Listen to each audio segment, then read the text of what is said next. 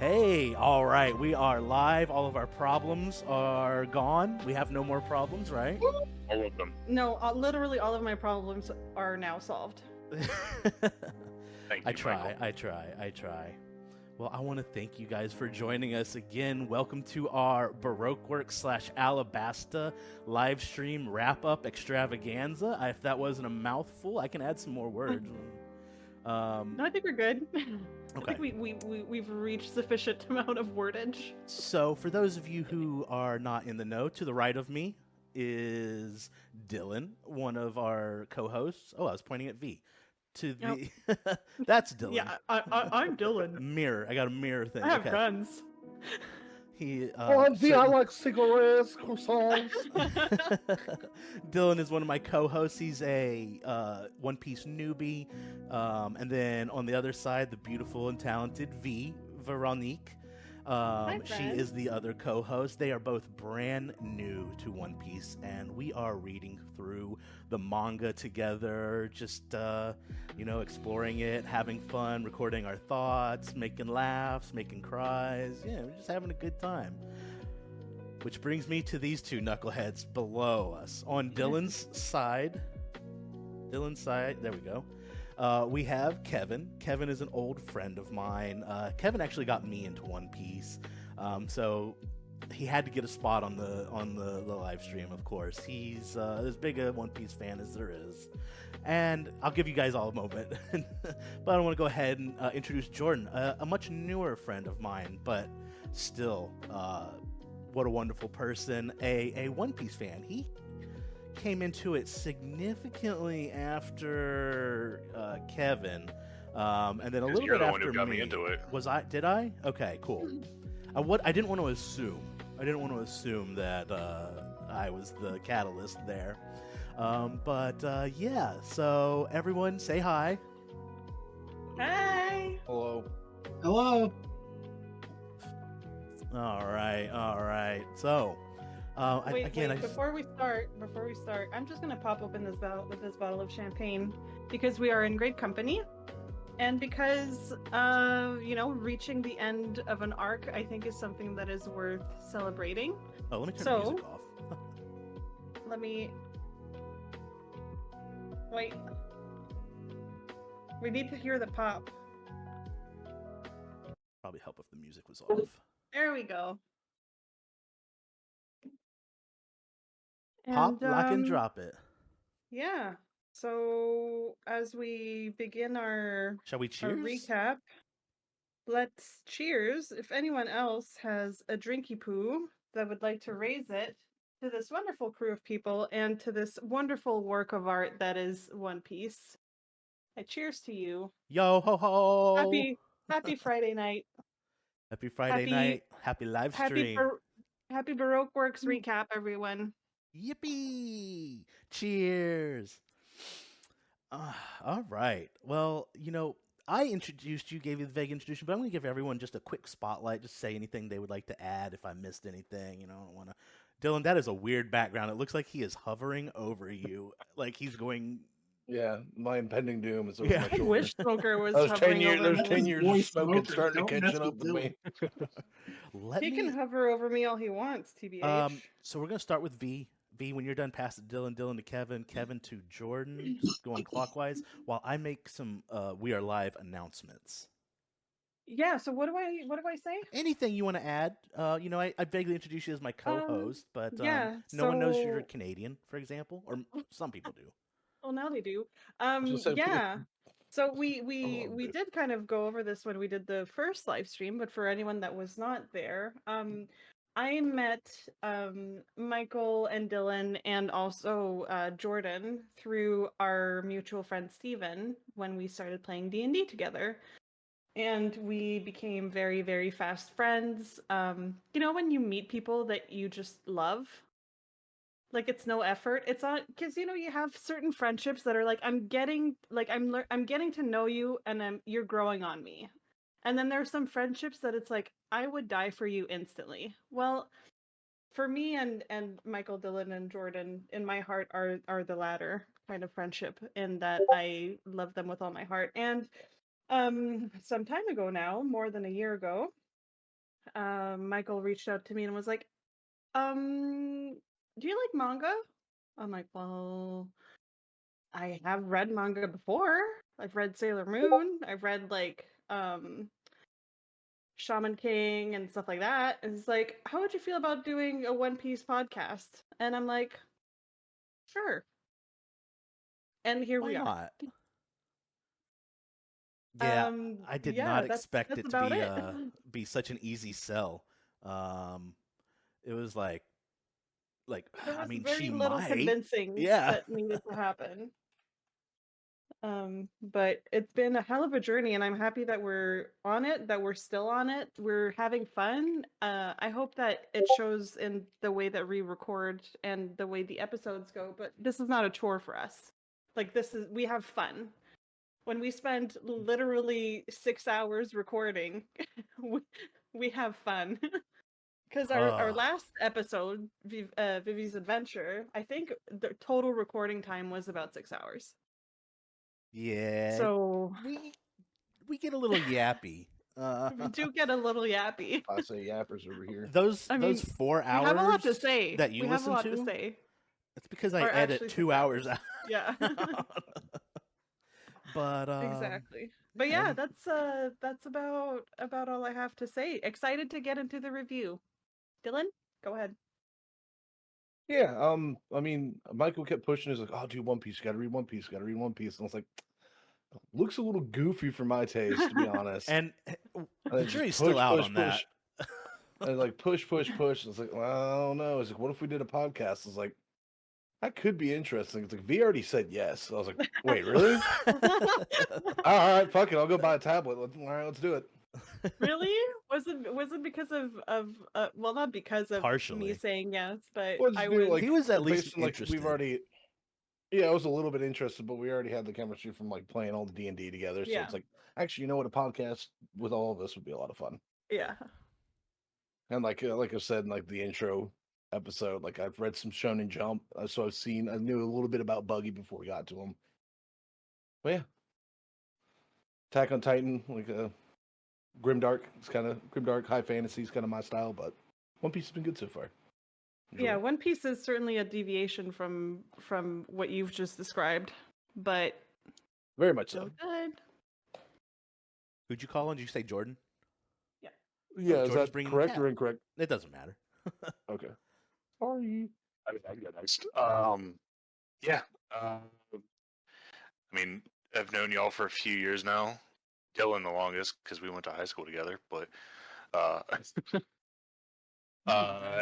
yeah, I'd like dabbled in One Piece back in the day, like on Toonami and stuff like that. But it never really stuck. And then after I met Michael, he kept being like, "Oh, you should read One Piece. You should read One Piece." And eventually, you just broke down. Yeah, I caved, and I was fine. I was like, fine. No, I was actually it's when I got COVID, and I was like, well, I got nothing else to do, so let me read some One Piece. Let me read all of One Piece 2 weeks straight. Yeah, I powered through that fast. Like, I started reading it in September, and I was caught up by like, I don't know, May or something like that. I feel like it was a lot quicker than that, but maybe. But yeah, like I kind of flagged a little bit, but yeah, it went by fast, and now I'm left waiting every week just to be like, I used to read like 3 or 4 chapters a day. Now what am I supposed to do? Yeah. Right. Bro, I was reading like multiple volumes a day. I finished One Piece in like 3 months. I'm not like, oh, my accomplishment. Actually, I have to say that is something. That's something that's been hard for me as a rookie, is stopping myself from reading more. Yeah, I bet. Because it's like, okay, well, I've finished this, and you know how Oda likes to do the cliffhangers at the end of volumes? You're like, motherfucker. Really? You're doing this to me? Oh, it's paid off, but it's been a little torturous sometimes. Yeah, anytime you guys stop, I'm like, no, just go a little bit longer. I want to. Come on. Come on. A few more chapters. I need to know what's next, you know? Yeah. Anything else you want to add, Jordan? No, that's pretty much it. All right, Kevin, give us whatever you want to give us. Anything about you that you'd like to add? Sure. My name is Kevin, or you can call me Schmeedy. I've been watching One Piece for years. I've been a friend of Michael for years. And again, like you said, I'm the one who kind of introduced him to it back in the day. Love One Piece. Genuine fan of the pod. Listen to every episode. Usually when I'm grilling, I'll be grilling outside and I'll listen. I'll like talk along. I'm prolific in the Discord. You guys will see me making messages in almost every chat. Love the chat. Love the community for the size it is. Very nice. And that's pretty much all I have to say. I'm glad to be here tonight. Thanks, Kevin. Glad to have you. Magenta Shoe says Schmeedy. He's leaning into the Schmeedy thing. I'm never going to call you that, but also it looks like you have the horn helmet on. Hammer. By the way, your backdrop. Yeah, It lines up real nice. It looks real nice. I'm here with my boys. You already know. We got squad. It's the squad. But do they have your back? Always. Of course they do. All right. Well, let's go They're ahead. the squad. Let's dive in. What we're going to start off with first here is just a quick thoughts overview on the arc, the Baroque Works, Alabasta. I think the most proper way to put it is the whole thing is Baroque Works, but I could be mistaken. I always call it Alabasta, which I think is very wrong. Well, because it doesn't just happen in Alabasta. I know, but I just think of it as Alabasta. Like everything, all signs point to Alabasta. Like you meet Miss Wednesday and Mr. Nine.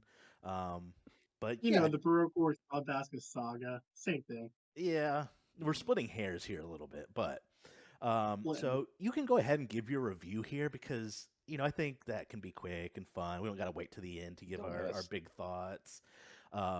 Because we're going to dive in and we're going to open up a lot of cans of worms when we get into our panels and especially our tier list, which is going to be our grand finale.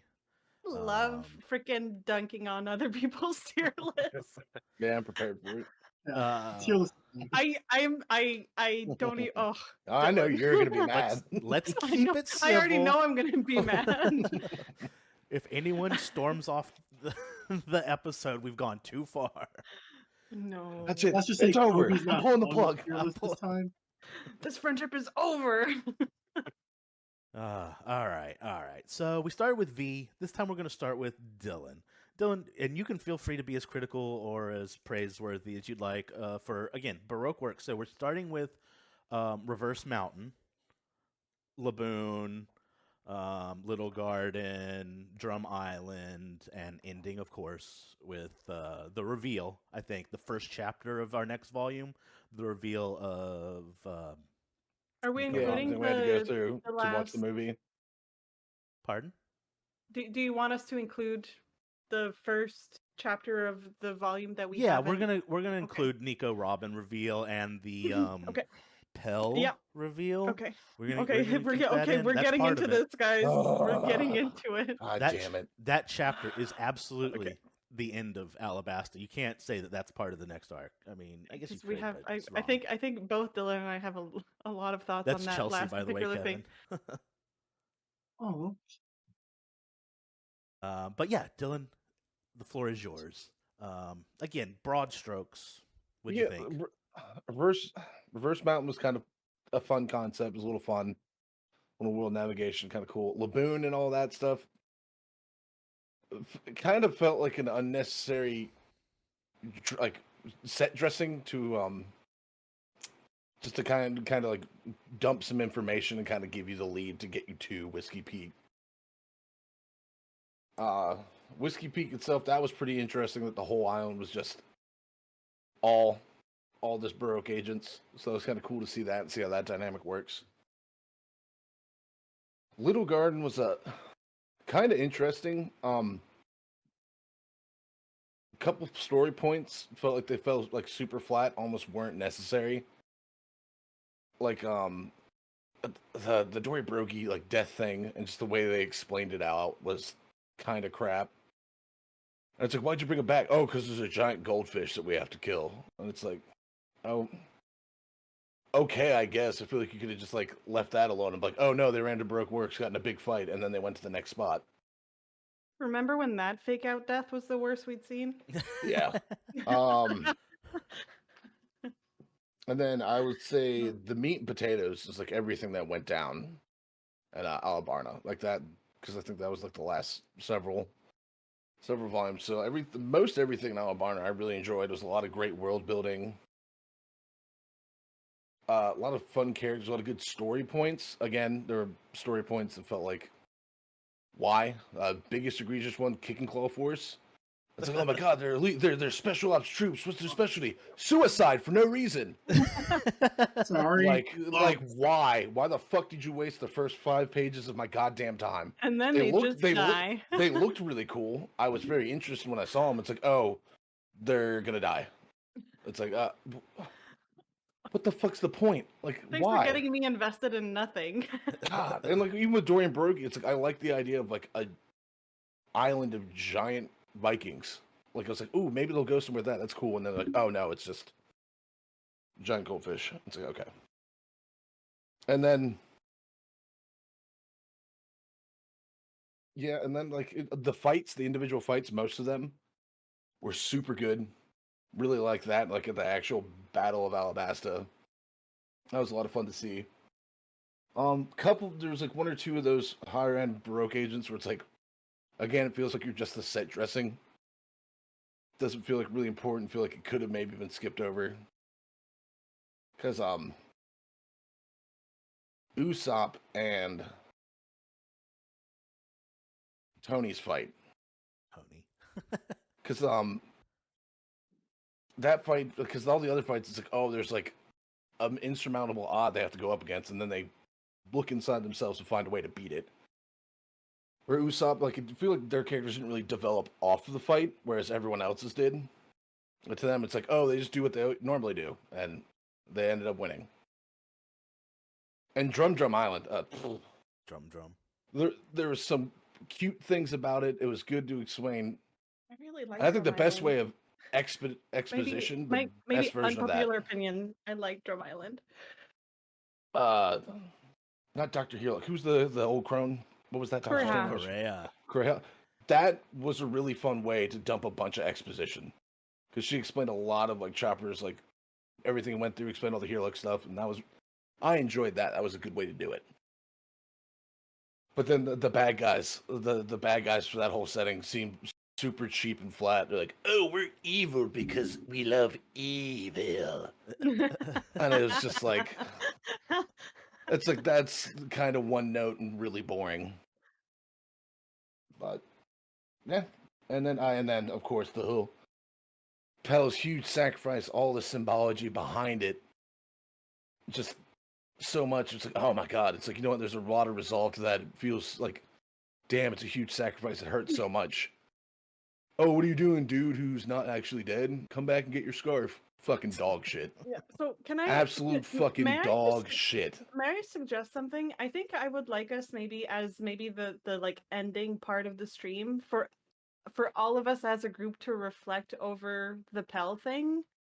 And because I feel like there's a lot to say there, and I feel like it's fairly significant, and it's not the first time that we've brought up fake out. I just know we're going to talk about it like a shitload during the whole I think we're all going to say the same thing. I mean, I second that. But so the thing is, I'm curious to find out what Jordan and Kevin think about this. I know we're going to get into it in the podcast when we actually do the episode about it, but I'm very curious to have someone else's perspective on it. You know how Dylan feels. You know how you feel. You know how I feel. So yeah, we can definitely set some time aside for Kevin and Jordan to talk about the Pell stuff. Would you guys be okay with that? Yeah. Yeah, I'd love to have a little discussion about it. I have thoughts. Yes, I have thoughts. Right. Dylan, you disappeared. It's just Smoker now. Hi, Smoker. Got to glow up. How are you doing? Yeah, so damn, all right. Mick Foley, may I refer to you by your Discord name, because you're not Mick Foley to us. Want some want some approval before I start calling him by what I assume is his government name. Yeah, okay, there it is. Yeah, Joe in chat. So he says, Pell's survival casts a huge shadow over the entire series. Even now, 20 years later, it is still brought up as one of the biggest complaints for the entire series. And again, let's table the Pell stuff for the end. Yeah, put a pin in this. But Dylan, did you have anything you want to add? Or no, it's pretty much the rough on an strokes American grading scale. What would you give Alabasta, Brokeworks Alabasta? Well, A to F. Considering No Child Left Behind, it'd probably be a D because that's passing. No, I'm just kidding. It's weird. It's a really, really mixed bag. Because there are a couple of amazing bits. There are a number of just bad beats. And then there's a good bit of just some mid shit. So it sounds like a C? So, yeah. See, it's hard to do because the good bits are like... No, I totally understand. Like S tier. But some of the bad shit is just so bad. So maybe like a B minus. Okay. I did enjoy it. It's just hard to put that kind of reference on it because there's some things in it that I just absolutely fucking hate. Yeah. Anything else? No, that's about it. All right, V, we're gonna get you, and then we'll go Kevin, Jordan. Perfect. I think for me, what really distinguished Brokeworks from the previous arc, which please remind me what it's called. Alabasta? East Blue? No. East Blue. Previous to that, East Blue. Yes, the East Blue saga.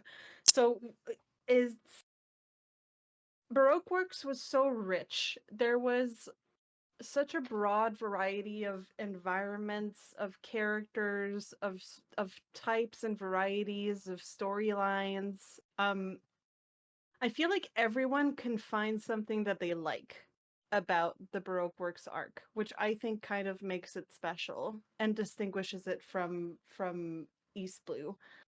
East Blue was certainly the introduction to the world of One Piece, whereas Baroque Works to me really gets into the meat of the series as a whole. Like Dylan, I agree that there are a lot of ups and there are some downs, certainly. But I think overall my impression might be a little bit more, I don't want to say more positive than what Dylan said, but I feel like most of it served a purpose, or at least tried to serve a purpose. I would say one of the criticisms that I had, and I think I expressed it on the podcast, and that still kind of resonates with me, is it was a lot to keep up with. Like the variety of the different characters kind of made it, I don't want to say that it made it difficult to keep up with, but it kind of had my attention go a little bit all over the place, and that might just be me being ADHD. But it was hard to, it's only at the end of it that I managed to see it as a cohesive whole, as opposed to a bunch of different pieces. Like instead of seeing it as, Reverse Island, and then Whiskey Peak, and then Little Garden, and then Drum Island, and then Alabasta, it's only at the end that I saw it as this whole big picture. And even then, it felt like a little bit of the, like towards the end of the arc, I felt like some of the pieces that we had seen before got a little bit lost in the mix. But ultimately it did all build up to the ending that we witnessed, with Crocodile's fall from power, and because I don't want to say fall from grace, because he was not a graceful or kind person at all, but his fall from power, which was, I have mixed feelings actually on Crocodile's end. I feel like I would have expected something a little bit more epic for how strong and imposing of a villain he was. but to me, it was really like the East Blue was the introduction, and Baroque Works was we're in it. Like this is the first arc that we're actually in it, and we're giving you what the story is actually about. I experienced a variety of emotions. You know, I feel like the people who listen to the podcast know me as the the big into her emotions part of this trio, and this certainly took me all across the range of human emotions and experiences. As Dylan said, there are some highlights, there are some lowlights, but overall, I I sincerely enjoyed it. For me, if I were to give it a grade, it would probably be a B, inching towards a B plus. Um, I feel like there was a richness to the characters that I really appreciated, and I went over that during a couple of the episodes in the podcast where I really appreciated seeing Nami in a different light as being a friend to Vivi. I feel like that relationship, the relationship between Nami and Vivi that was built upon during this arc was incredibly important and significant. And all of the characters, well, I don't know about all of the characters. Most of the characters went through some sort of transformation. Like if a notable moment was the Zoro and Mr. One fight, to me was like a big growth moment for Zoro. Sorry. We don't Sanjay I have thoughts on.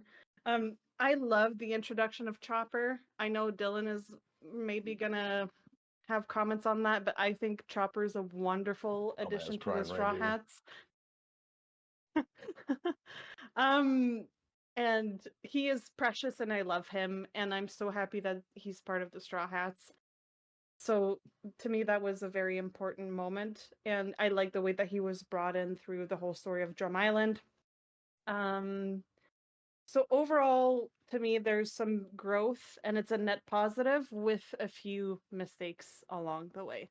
Thus, the B/B plus grade. Okay. That's what I have to say. All right, so Kevin. Kevin? Oh. Yeah. Yeah, I just wasn't sure if it was Kevin or Jordan next.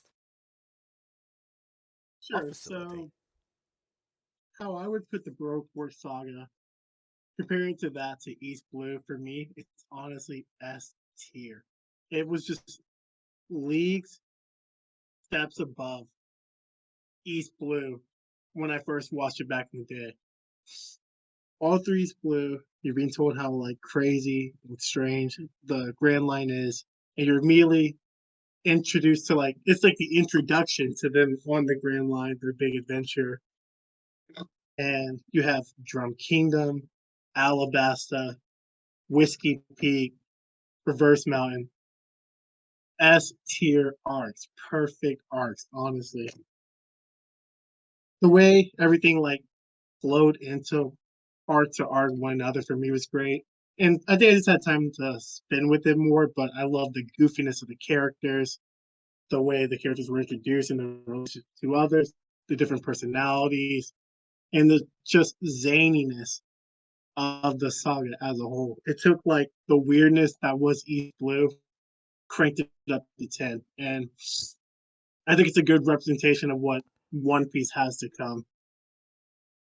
That's kind of just it. I love Baroque Works. Right on. All right. And Jordan. Also, real quick. Oh. I am also a Crier V. I remember bawling to Chopper. I remember bawling to Pell.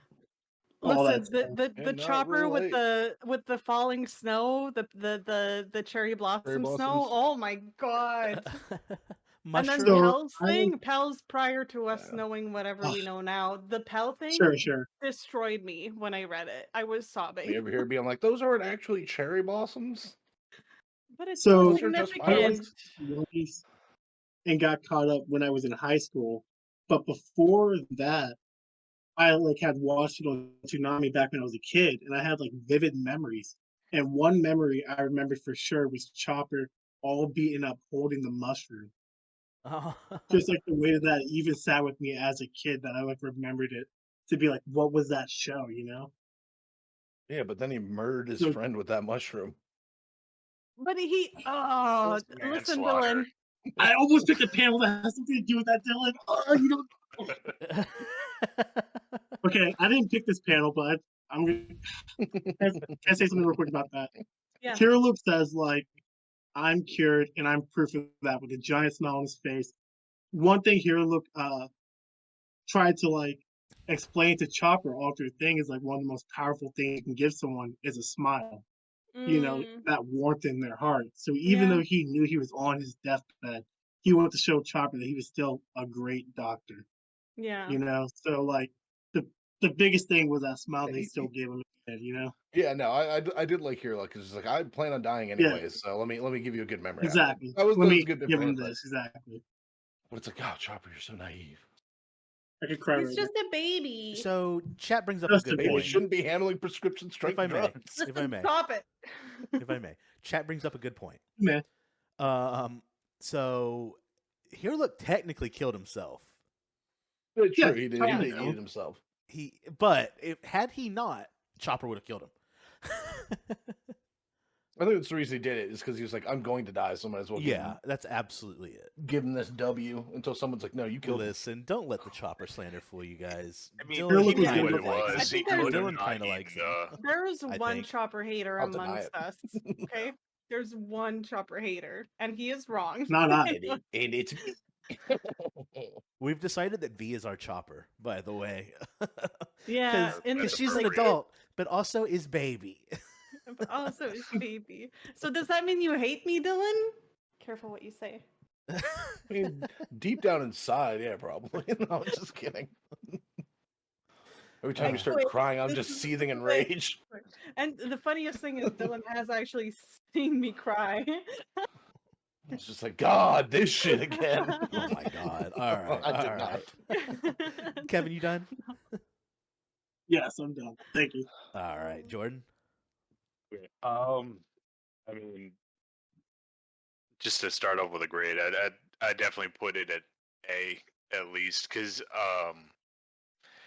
like I used to kind of watch One Piece a bit back in the day, like catch it here and there on Toonami, but the Crocodile, Alabasta, all that stuff, that stuck with me. Like I kind of forgot some other things here and there, but that was one of the ones that I always remembered. So when I started actually reading it, it was the thing I was looking forward to getting to the most. So when I was kind of going through the East Blue and stuff, I'm like, okay, yeah, this stuff is.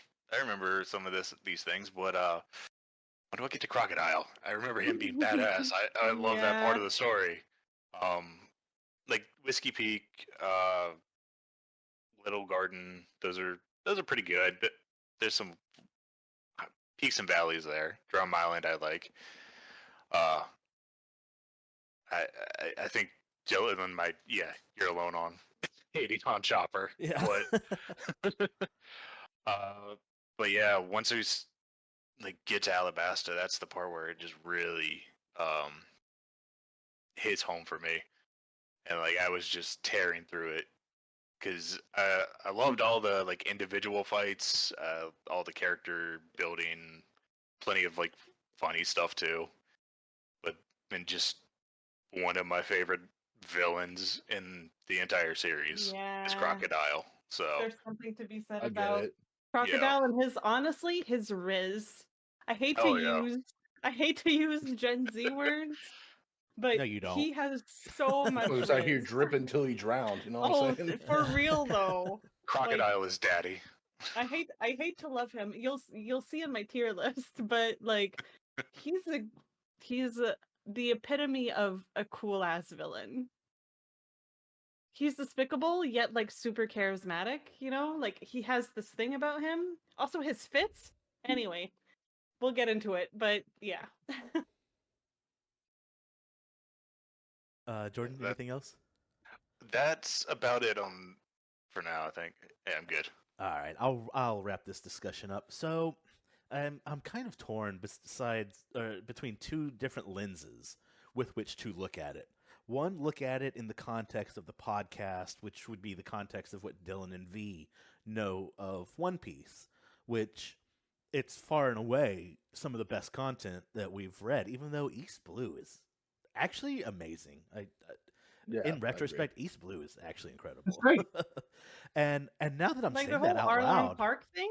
Let's be honest, now that I'm Arlong Park saying it was out amazing loud, story. It was amazing Yeah. storytelling. I'm wondering if I don't actually. This is actually live. This is happening live, folks. This is I'm happening wondering live. if I actually think that East Blue's closer to Alabasta than I would previously admit. I don't know. I'm not going to do that right now. So I'm going to say, in the lens of what we've done so far, it's definitely a B. I'm not going to give it a minus or a plus. I feel like Arlong Park did a lot of carrying for East Blue. Because that was our first real big villain. I mean, Kuro was a good villain, but Arlong was the restaurant whose name escapes me. Baratie. Yeah. Oh my God, loved Baratie. That was awesome. For me, it was Arlong Park because Arlong Park had action, villainy, and emotion all at once. Because I'm still very much hung up on the Belmer thing. That's just because I'm the crier of the group. I'm the emotions girl. That whole section wrapped up so many different elements in it that I regarded very highly. That's not taking anything away from the other things. I think it's just, especially as we're building on Nami's character, and Nami becomes a very important character, as we know. Arlong Park does a lot for the East Blue. So there's some credit to be had there. But I feel like overall, like I was saying in my part, the East Blue was very much the introduction to what has bloomed into Baroque works, right? But we can't deny where we're coming from. We can't deny our origins, and that East Blue saga was also something worth mentioning for sure. That being said, I think if I'm taking the lens of comparing this to One Piece as a whole, which is something that V, you, and Dylan do not have the luxury of doing, and it kind of hurts to do, but I would have to say it's a C. Is that crazy, Jordan, Kevin? Am I out of pocket? East Blue or Alabasta? Alabasta. With Crocodile as the villain. Hold Michael? on, just chill. Sorry. I'll get to it. Sorry. All I can really say is One Piece is a long story. It is. It's kind of. It's a long story. There's a lot to rate against a lot of stuff. You know what I mean? I know it hurts. So me because I do see what Michael says, but here's how I put it. I would argue Oda clearly has no bad arcs. They're all great, if not amazing. Worst, good. You know, to where it's like, if I was judging saga to saga, facing everything, I'd put everything at like no lower than like a B. Every saga, easily. Person. So I can see what he means by like a C. I mean, in the grand scheme of things, it's a long story. And yeah, even with Crocodile, there's a lot of great villains.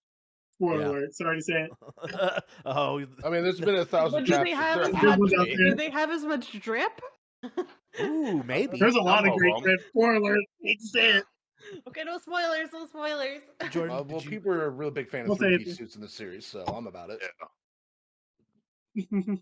Some dapper people coming up. Oh yeah. I think I know who you have the in mind. Planner's Peanuts gonna be the next. It's that fur coat for me though, and the slick back hair. I don't know. I would. No, okay. We know you would be. Yeah. Everyone knows. Like Chat knows. Even the first time watchers are like, yeah, she would. I'm not saying I'm constantly horny, but not saying you're not. I can wait for the tier list, but I would love to know everybody's favorite character design of this saga. Same thing with chat.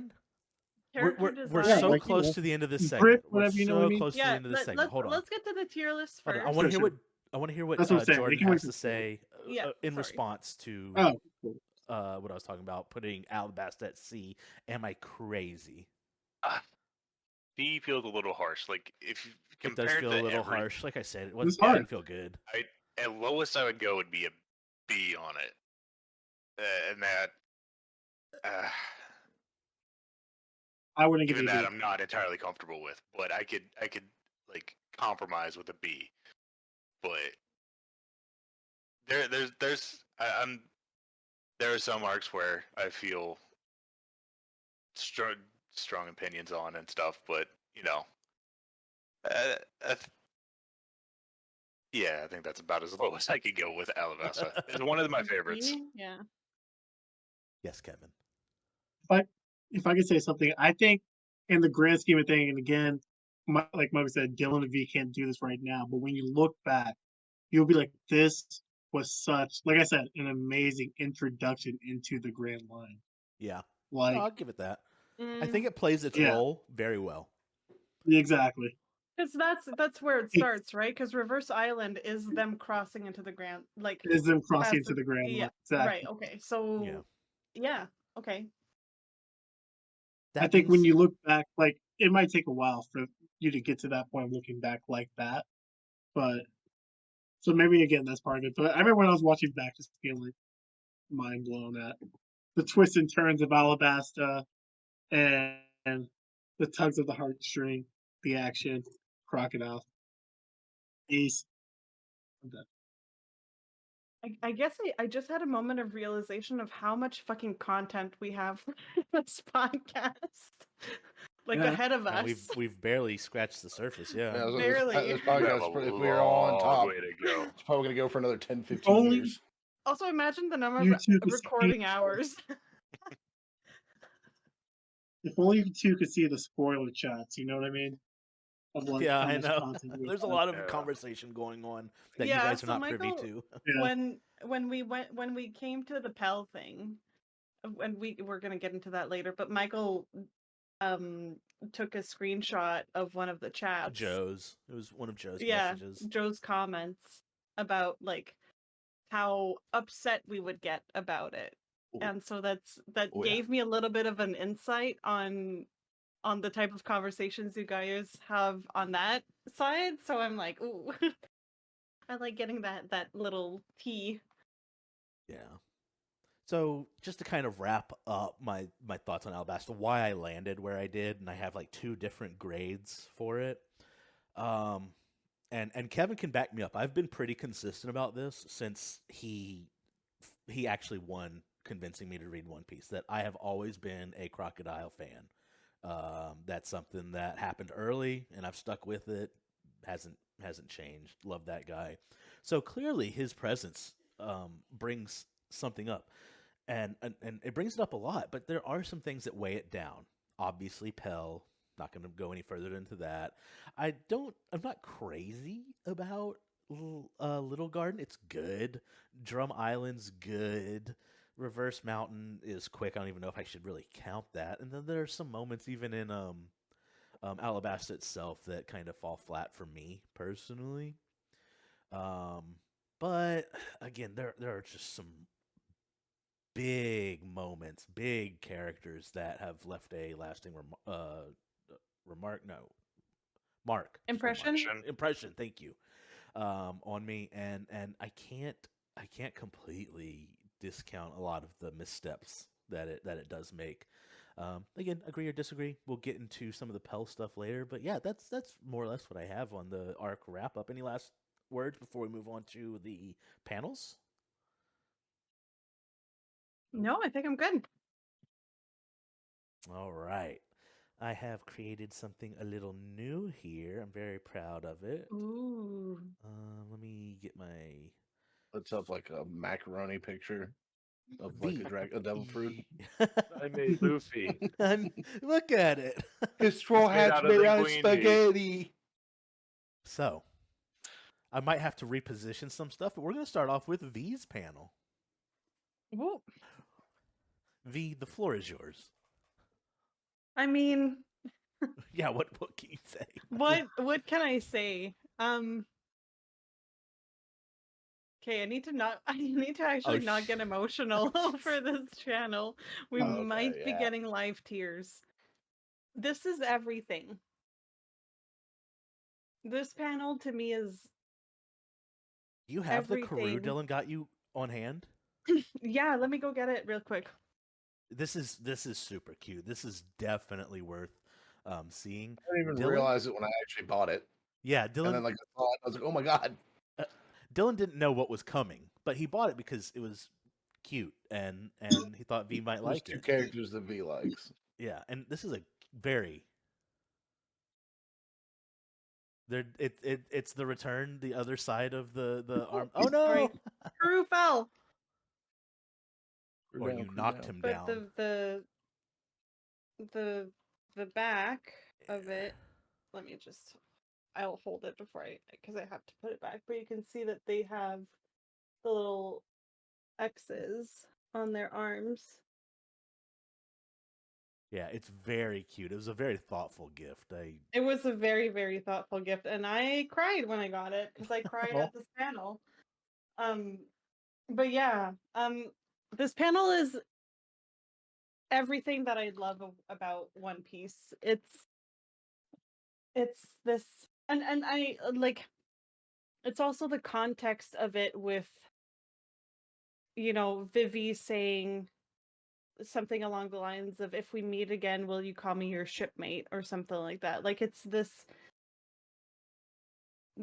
sense of fierce and unconditional love and friendship, and this true devotion that they have for one another. And it's funny because we talked about it during one of the episodes, like in terms of amount of time that happened between them meeting Vivi and this happening. It's not that much time has elapsed, yet they have built such a strong, deep, and authentic connection. Like, these people love each other, and these people would do anything that they possibly could for each other. And they are forever bound by this mark on their hand or their forearm. And it also comes in a moment where they have to, like, there's this instinct of self-preservation in that they can't exchange words. Like, they can't reply back to her. But they realize how important it is for her to validate the emotions that she's expressing. And the gesture that they decide to go forward with just means everything. No words need to be spoken in that moment. That was the only thing that was really needed, was that show of that arm saying, we are a team and we love each other, and this is a symbol of our friendship and what ties us to one another, and we will never deviate from that. And I kind of went into it when we talked about it during the podcast, but friendship is very important to me, and there are some people that I feel as strongly about that they do about Vivi, and it makes it very relatable to me to have that sense of just pure love and appreciation for someone else. And yeah, like I said, in context, to me, that is a very significant moment, with everything that has happened in Alabasta, Vivi needing to take on that role as, the princess, and, knowing what she needs to do, but still wanting to make sure that her friends know that she loves them and wants to know in return that they will be there for her. Yeah, it's a beautiful panel, and no word is written, no word is spoken, and it doesn't need it. it's perfect just the way it is. So yeah. Beautifully said. Absolutely agree. It's one of my yeah, favorites. I think even when we were doing the episode, I think I looked at it and I was like, everything I've seen so far, this is like the epitome of One Piece. This one panel tells you what One Piece is. One Piece means, or the Straw Hats. This is the Straw Hats, right? Each of them is just one piece of a whole unit. And I love how unapologetically themselves they are, even in that panel. Like Sanji smoking his cigarette, and just like their stance is very them. I don't know how else to describe it, but I just love it. I love it forever. I will always love it. And then yeah, I have this little figurine to remind me of the friends I've made along the way, and what they mean to me. So again, Dylan, thank you so much for that wonderful present. No problem. Oh, anything you guys want to add? Jordan, Kevin? This one, it chokes me up every time I know. come across it. Like even on rereads, I get a little like choked up and teary eyed. Yeah. It hits that emotional beat like perfectly. Tiny little chopper up there, having to balance on the side. He's so cute. He is cute. Yeah, this panel really squeezes at my heart. And piggybacking on what Dee was saying about like the different characteristics of their poses, it's so nice. Like Zoro looking straight forward as if like, go on, we'll go on without you, you do you. Chopper having to balance up. Usopp like almost as if he's trying to like reach up the highest. Luffy with his head down. Nami with her hand on her hip. Yeah. Nami with her hand on her hip. Sanji with the smoke and like holding his shirt, his sleeve down because obviously it would be too tight. Like it's all just so it is a Straw Hats in that way, saying goodbye to a crewmate and a friend, like with no worries. Yeah, it's weird. It's Beautiful like saying goodbye, but with with a certainty that we will always have each other's back. For sure. Absolutely. And like Joe said in chat, a very iconic shot for the series as a whole. Hold on, let me chew. Thought I could finish that little bite of breadstick faster. All right, we'll move on to the next one. So I didn't put these in a specific order, just whatever order I opened them. So next we got, Dylan. I didn't think it was Dylan. Dylan surprised me. Well, yeah, it's ironic. I saw your background and I was like, oh, that's funny. Yeah. Yeah. For me, it's like, this just jumps, when we talk about it, just jumps in my head because when we're recording, like we had the recording coming up, I was like, oh, I pray to God I get to cover the chapter when they show up. Because the instant I saw him, I was like, oh my God, it's the Squirtle Squad. Yeah. And I was just super excited about it, and like the fates just came together to where I was the first one to. So it was a lot of fun. And then the crew squad, just a fun. All the different designs behind them, it's little animals. And they actually turn out to be pivotal to their success. Yeah, absolutely. Dylan sending me this kind of warmed my heart. But also, when it was his turn to present, because we have our own little way of deciding who's starting each chapter, he said something along the lines of, hell yes, I wanted this one. And Dylan's kind of a subdued guy when it comes to some emotions. Certainly, he loves outrage. It's one of his favorite emotions, perhaps. The anger is what gets me out of bed in the morning. He is prone to that, yeah. So, seeing these like moments of just like excitement it really means a lot to me because they're not happening every chapter or every volume even. But he really responded to these guys, and then when he sent me this as his panel, I was like, oh, aww. But I get it. Each of these guys is just like kind of a throwaway character, but in this panel, they feel special. They really do. Each design is very like they're easily distinguishable from each other. Like they're all so different from one another. I would read a whole manga member? about their exploits. Oh, 100%. Honestly, easy. I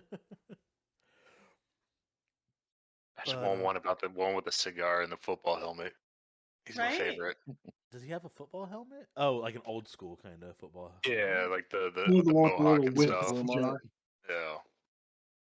And I remember when Dylan was so excited to talk about it first, and he mentioned the Squirtle Squad. It's funny because I had the exact same notes in my notes. I knew like, everyone was going this to. I was like, reminds me please of let the me be Squirtle first. Squad. I'm happy you got it though, because I got other notable moments. Well, you love later Zola, on. and so Yes, but yeah, that's great, and that's very like I don't know how to describe it. I don't know how to explain it, but it is very Dylan coded. Like I don't know why, but it is. It is. Yeah, I get it. I'm just out here with the boys. You're just out here with the boys.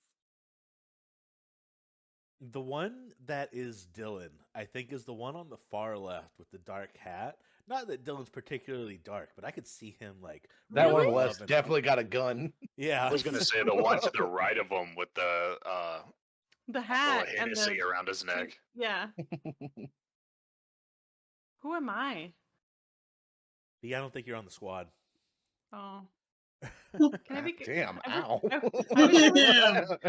wish it was Karoo. Can I be Karoo? Yeah, you could be Karoo. Yeah. Okay, thanks. I'll take Karoo. I'm sorry, but none of these gives me V. Not even. Well, okay, maybe the one with the little. I said Karoo would. I don't think is Karoo even in this panel. Oh yeah, he's dead center. He's in the middle. Center, He's literally in the middle. Squadron leader Karoo, Supersonic Duck Squadron. Also, I can see the one on the far right, but it's still a stretch. I'll take Karoo. Don't mind if I do. Anything else anyone wants to add to this? All right, let's move on. Yeah, it's a great panel. I So get why this Dylan is chose Will. Will is in chat, but Will sent me a couple. Oh, okay. Whiskey one. Peak. Whiskey Peak. Oh, that is. Oh, yes. Sorry. As the Zorro fangirl. Kicking in. Oh. Yeah, this is fire. Oh yeah. Oh, okay. This is fire. The perspective on it, amazing. That was a really good shot. You guys remember watching this in the anime and it actually being one of the moments that are actually better animated when he's just like one step ahead of the ba doo doo Aladdin song, yeah. That is a great panel, Will.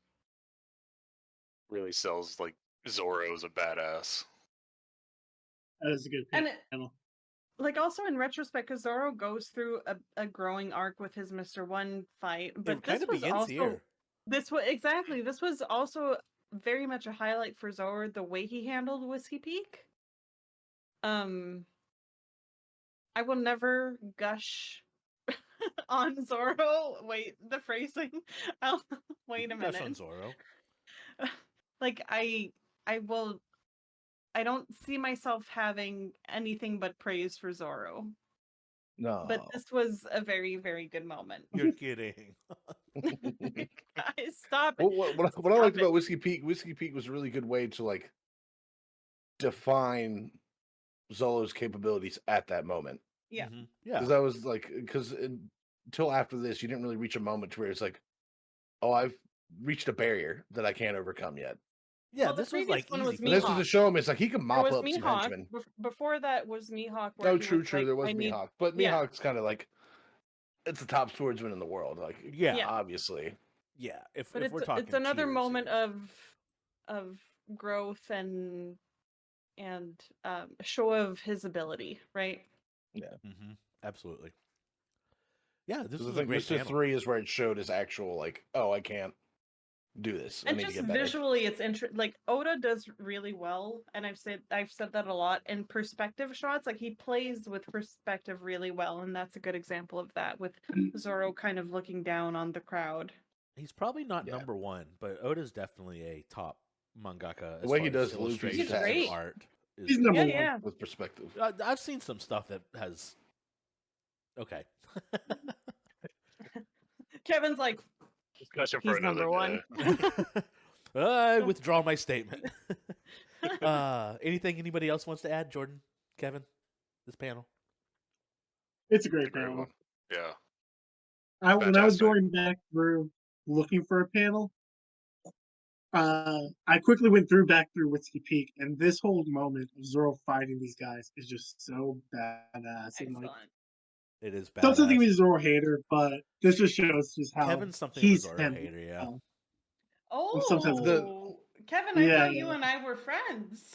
The Three Swords. we is are kinda friends. goofy. Look, we'll talk about it later. Listen, when you get caught But up, I like when you Zoro. get caught up, I I'll love tell Zoro. you I don't hate everything. any. Okay. I don't hate any Straw Hats. I love Zoro just as well. Jordan, Great panel. No, like that pretty much covers it. I mean, it was a great like whole scene of him fighting through them. It even got a little Looney Tunes with him like cutting holes in the ground and oh whatnot. yeah, I Oh forgot. God, about I remember that. I'm He's- like, he's- that's not how that works. But it works though. The thing is, he makes No. it work. Yeah, he 'cause made he's it. fucking Zoro. He sold it. You know, like physics wise, no, that wouldn't happen. But you know, I'll buy in. I think my favorite was when he manhandled Miss Monday. Yeah. Like just yoked her up. That was Bro. Yeah, that was. I wish I was Miss Monday. I mean, what? He fucking. Yeah. How please. do I say this? The Listen, mountain. he The fucking mountain holds versus. her face. I'm sorry. Like, I know you think I commented on that in that episode where I was like, Oh, you "This did. is terrifying and also fucking hot." So scaroused right now. I was Make me 100% submit. aroused. So V About probably 70% aroused, V, 30% you won't get this scared. reference, but when he's grabbing Miss Monday's face, it reminds me so much, and I can't help but wonder if George R.R. Martin was inspired. The Hound, the Viper in the Mountain fight, the Oberyn Martell Oberyn, versus the Mountain. yeah. Oh, and he fight. just like rips his skull in half. Yeah. No, he crushes it. He's Yeah. one hand, I think. No, two hands because he has his thumbs in both. Yeah, I thought he eyes. had his thumbs in his eyes and Guys just out ripped his his skull in half. Yeah. Either way, Let's just play safe and say he got it from Oda. he definitely got it from a. Hell I yeah. mean, He What borrowed came enough first? Other stuff from You other know? people. Ant versus bug spray. Yeah, that's Will in chat. All right, Jordan, give me a second Oh. to.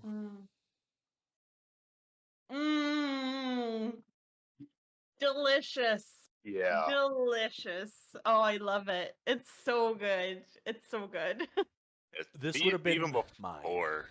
Yeah. Even Yeah. before I would like started going through to like find stuff, I thought of this and knew I wanted to like this was going to be a possible like selection for me. It's wonderful. I mean, it's simple, you know, it's just the black outlines and stuff, but it really like it's effective. And it's one of those things where it makes me think like all up to this point it's never really felt like Luffy's been in great danger. Like, you know, he fights off most of the enemies with, you know, it's a slugfest, but he comes out of it more or less okay. This was the first time where it's like, oh no, he is not ready for this yet, and he lost. Like that doesn't happen. Like up to this point, a panel of defeat. Yeah. Yeah, most of the time he gets in his own way. Like against Arlong, the fight would have gone differently if he hadn't been goofy and jammed his feet into the ground. You know, but here he just straight on faced the bad guy and lost. And like to hit that low and then to come back and beat him after that, it was amazing. It was definitely the lowest low. Yeah. Yeah. And this just really sells it. Just to have visually, like with the having it all be like the shadowed in stuff in the middle. Mm-hmm. You see with blood dripping and his shoe hanging off. Yeah. And just a little bit of blood on Crocodile's face in the panel above. It just That's true. I hadn't noticed. And I can just imagine it in my head the way Crocodile is saying, "Who do you think you're ordering around? Like you fucking scum of the earth! Like how dare you?" Oh, So good. You're nothing. V's writing her erotic fan fiction for this I mean, scene. okay, stop. I feel I'm You being know, around as targeted. he spits in her mouth, spits in his mouth. Yes, Daddy. Anyway. Come on. Yeah, that's all I've got on this one. It's great.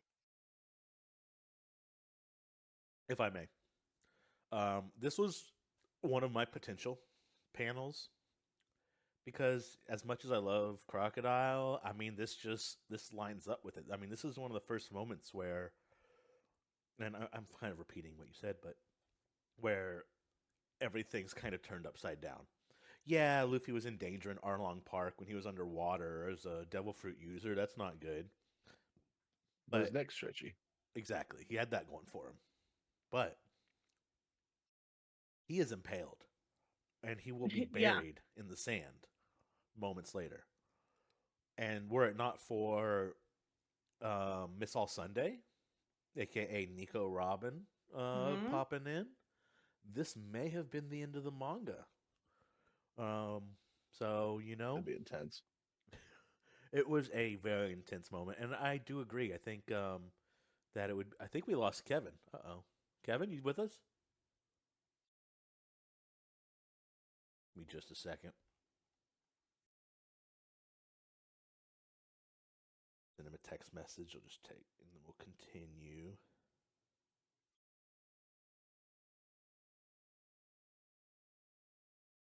All right, we'll save his panel for the last one, which I think it might actually be. But yeah, I think we lost Kevin. That's fine. Hopefully we will catch him back. Probably some technical difficulties. But yeah, I think just to kind of put a emphasis on V's point, the dialogue here really, really just like sells this. Who do you think you're ordering around? It's a great. I love this. Anything else y'all want to add? It's great. It's really great. I think I might have had that saved as one of my potential entries for this section of the review, because it's great. Like the close up on his eyes and then the wider shot, but all like shadowed in with the onomatopoeia, and just you can so clearly see everything. Like Jordan said, his sandal hanging off his foot, and his hook through his chest and everything. Like it's visually a stunning page. Great entry. Yeah. Oh. Hi. Hey, okay. That was smooth. I thought I'd have to reset you up. No, it just dropped and then came back. Okay, cool. Welcome back. I'll pay the bell. Welcome back. We were just sorry, I heard you guys. I didn't realize you guys didn't hear me for that longest time or whatever. Do you have any thoughts on this panel? Oh, sorry, Dylan. I was just gonna say, like, even though like the grade I gave it, it's like there's still so many great panels in this whole volume. Probably had the best amount of good panels. Oh yeah. There's some beautiful art in this whole arc, to be honest. Is there? And yeah, anything else anyone wants to add before we move on? Sounds like a plan. Silence is golden. V, I gave you a second panel because I personally love this panel so much, and I don't think it would make sense if we didn't at least give you a moment to gush. Yeah. I'm sorry. This is oh my god. I'm actually surprised that wasn't your first pick. To be honest, I get it, but I'm surprised. This is like, and without getting into the thirst of it all, because there is thirst. But no. Zoro purely platonic. Zoro is a character that I feel like from the very beginning has been so focused on his self-improvement and his development.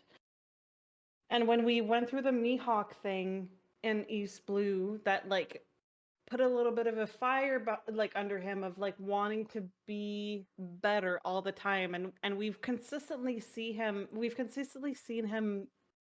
trying to be a better swordsman, a better fighter, a better member of the crew. Like, he is striving for this. He's on this quest, right?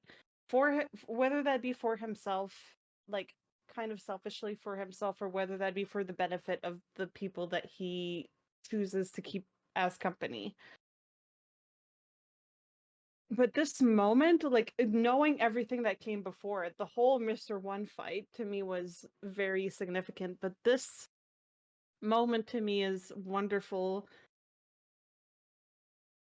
I don't know how to like verbalize it exactly, but firstly what he says, "My thanks, now I'm stronger." Like it's this moment of self-actualization, self-realization of I was able to confront something that was seemingly impossible to fight, that was seemingly impossible to like conquer, and then he did, because he tuned in, he went within himself, he tuned into his ability, into his aspirations, into what it means to him to be a fighter and a pirate and everything. Like like that whole moment is preceded by a lot of introspection where he's thinking about, what do I need to cut through the steel that is this being? And I love his stance, but I also love like there's a very like quiet confidence about Zoro that I think is very appealing. And I don't want to say attractive, because even if I wasn't attracted to men, I think I would still be in admiration of it. But I think it's appealing, the fact that he not only strives for excellence, but is able to recognize when he reaches, like he has confidence, but he's not cocky about it. And I hate to kind of bring Sanji into the mix, because I feel like Sanji, on the other hand, is very much more cocky, as opposed to Zoro being confident. There's a difference. We've gone between over the two. difference. Time or two. And there's just this moment of realization and truth of, I was able to face this challenge, come out stronger, and find a way to like, what's the word I'm looking for? Like, overcome. I have words. Overcome, yes, that's it. To overcome that challenge, step up to the challenge, and it's made me a better person, and it's made me a better fighter. But I like the humility, because he's humble. He says, "My thanks. I thank you for giving me that opportunity to become better."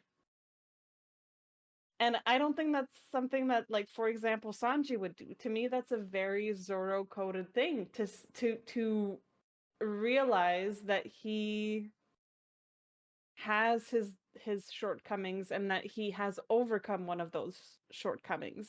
You know what I mean? Oh yeah. I love Zoro. Basically, since we've met him and up until now, he is my favorite Straw Hat. He is my king. I have a Zoro keychain for my car keys. I'm 100% a Zoro fangirl. I had to put a Zoro panel in all of this. But I feel like it's justified. I don't feel like I'm coming out of the blue with this. No, I think we all saw it coming. Like, you mentioned like the overcoming thing. Like, seeing this panel again, it's like I will say Zolo and Luffy, but in very different ways, give me huge Goku energy. Okay, yeah, but Whereas, very different ways. Yeah, because Luffy, it's not like, I don't care what the odds are, I'm if going Goku at it head split on. Into two people, sure. Yeah, whereas Zolo's whole thing was like, the only way I'm going to get stronger is to find something I can't beat, and then I'll use that to push myself to get stronger. Which that's Solo. Yeah, and I feel like that's something I appreciate about him, because I appreciate, like I was saying, the humility of admitting, this is something I currently cannot do. Like, and we saw this with the Mihawk thing. This is an individual I currently cannot beat. but I'm not gonna just roll over and die. I'm going to try to perfect my craft and become a better person and become a better fighter, and I will work towards it. And that's an admirable quality in human beings in general, and in this character in particular. The second he whipped out those harvester arm things, I'm like, nah, dude, you won. You're good. I'm over it. We're good. And I actually don't want to be the best. Like he's hurt. Like he's bleeding. He's hurt. He's gone through. He had a house, a whole building, collapse on him moments earlier. And then he threw said building at a person. But I don't know, man. Zoro's just something special. Yeah, there is something else about him. He's not just a normal person. But that's my assessment of this panel. I love him. No, what? Really? Kevin, Jordan? I don't know what else to add to that. Yeah, right. I mean, it was a great fight. I mean, Yeah, I think good.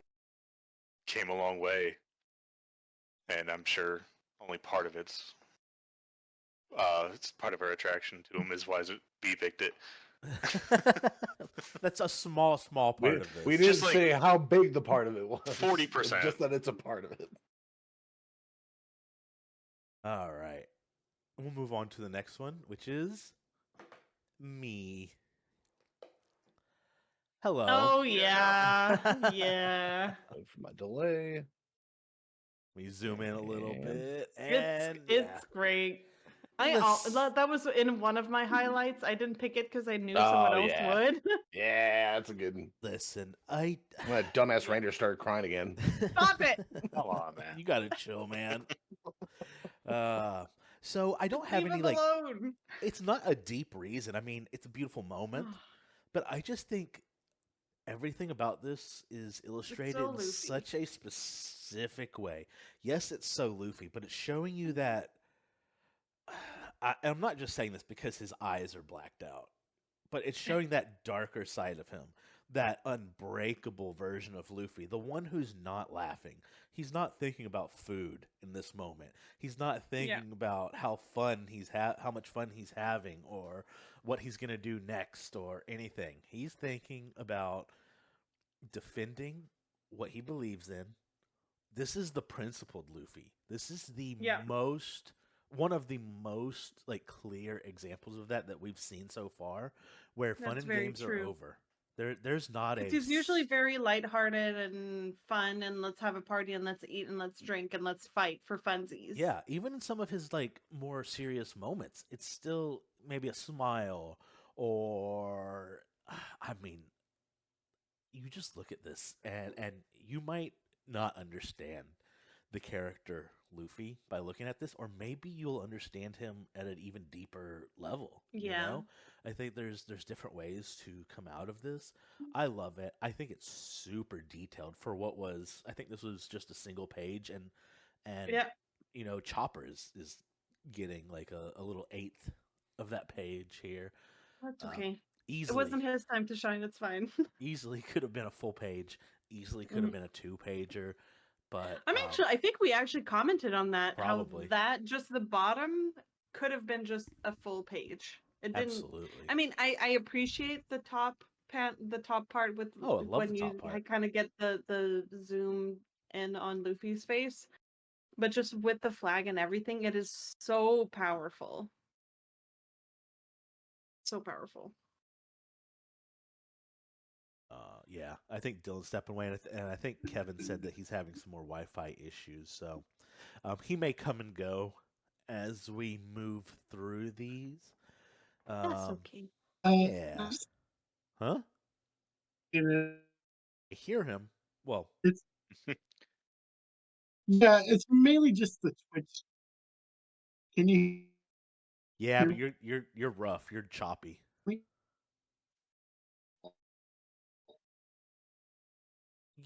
Let's take just a second, you guys. In fact, why don't we take a... Oh, he's moving.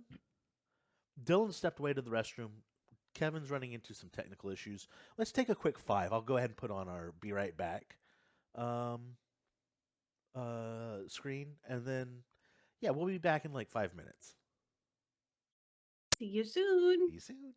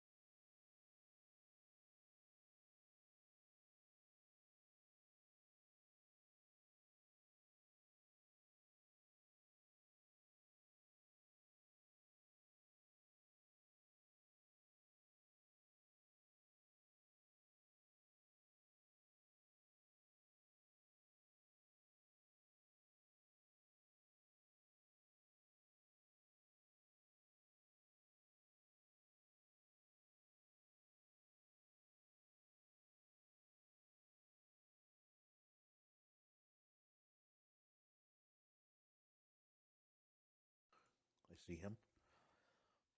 We're back from break, friends. Kevin, did you have anything you wanted to say about this panel? What panel was it again? What was it again? Oh, wait, I'm on the wrong screen. Here we go. Ah, yes. Oh, yes. This panel. Let me turn you up, Kevin. So I mentioned this in the group, in the Discord one time before, but obviously the weight of this panel and this moment is great in the context of the story itself. But even in real life, I've seen in time this shot used to represent real life wars and real life plights, or like I think I remember you commenting something like that. Yeah, I do remember. He showed some good examples too. Yeah, flags or their symbols and whatnot, and it's always added more weight that people are like, use it. That it has broken past its media to actually have like real world symbols. Yeah, that's very powerful too. And I think the added shot of Chopper and Luffy's faces up top, very nice. Obviously, Luffy just like looks badass when he has the darkened eyes. Yeah. But Chopper with the widened blank face of like, this is what being it's shock. Like it's, oh my god. Yeah. This is what big. Yeah. This is what like conquering something looks like. You know what I mean? This is what having your life change looks like. Yeah. Yeah. Very good panel. Jordan, have you already spoken? I want to make sure I'm. Can't remember. I mean, Do you I have don't anything to add? I don't have much to add to it. Just it's wonderful. Yeah, I think everyone's covered. Yeah, pretty much all the hits on it. All right, and this next one I actually have to open now. So let me make sure this is positioned well. This is Kevin's. I like it. This was another one of the ones my that way. I would have. Boy, Bon Clay. Yeah. Oh yeah. Okay. That's where I started coming around to him. When I was going through for my panels, I had like over 20 panels that I pulled out, and I got to see every single one of them. Yeah, there was a lot of options in there, but it came down to this and a few other ones, and obviously the quote and the character that is Bon Clay is so perfect. Bon Clay is such an amazing character, such an amazing friend, and such a great representation of like Oda's storytelling, character design, writing, everything, peak to peak with this guy. Love Bon Clay. And I want to say something to justify this guy. We'll probably get into with the tier list. We'll get into it probably with the tier list. But I love Bon Clay. And just the line, I'm going to read it off just to say it. You can stray from a man's path, you can stray from a woman's path, but you can't stray from the path of mankind. Scattered my friends to the true sky. Let's make it bloom. Oh, come my way. Such a beautiful line. Yeah. And such a goofy character with such a big heart. And again, find me one friend that will go to jail for you. I don't know. Yeah. Great friend. Well, I'll admit, like I initially, the first time I saw Bon Clay, I was like, I do not like this guy at all. But this is like I saw this, is like, fuck. He's definitely all one right. of those I'm characters starting to like him. That grows on you. Like, and I feel like part of it might be intentional on Oda's part, in that he's introduced in a very specific way, but then slowly but surely we learn more about him and his allegiances and just his character, right, as a human being, not necessarily as a Baroque Works agent, but as a person.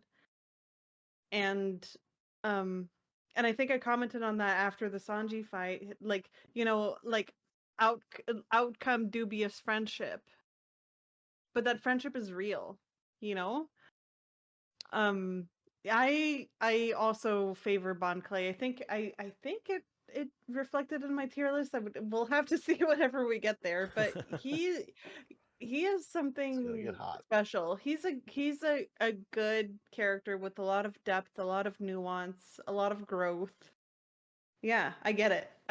I love this panel. And I remember when we recorded the episode for this, Michael was like, "There's actually a One Piece trading card game card of that panel," and he showed it to us. Oh, look at Jordan. Oh, I love it. I love Bond Clay, Mr. 2. This guy, he's the best. Just everything about him. One of my favorite lines from him when I was I'm going on delay. I just saw it. He's was great. during Sanji's fight with Bond Clay. And he like takes his little gooses and puts them on his feet. And for no reason, he decides to let Sanji know one's male and one's female. Just so you know, that's how I roll. You know?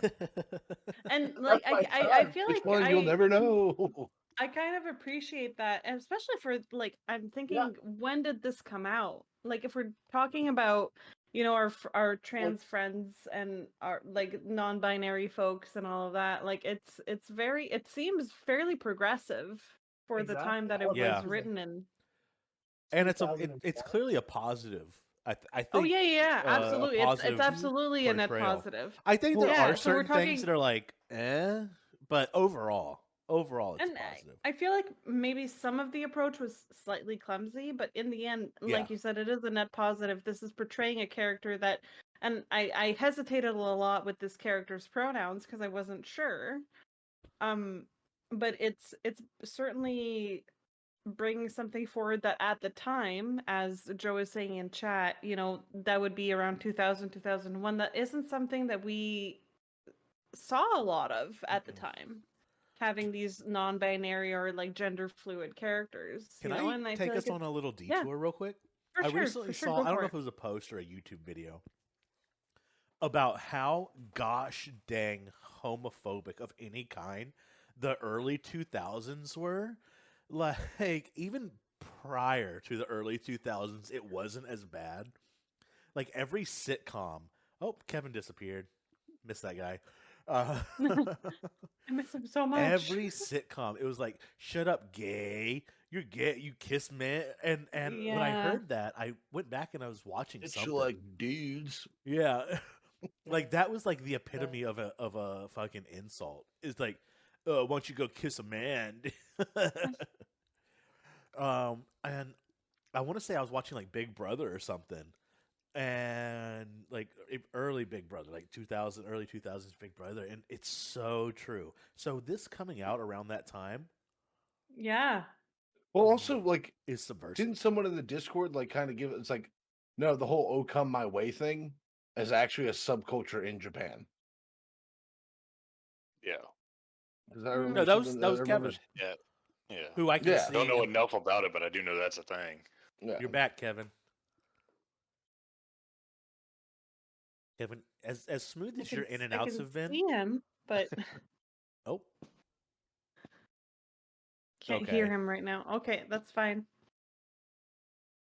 We can't hear him because he said he's done. Call. He's done with the back and forth. He's going to call it. That's okay. Well, thanks for showing up, man. I'm glad we got your panel. Love you, have Kevin. Him. Join us in thanks chat. Thanks for being here. Yeah, join us in chat. Come over.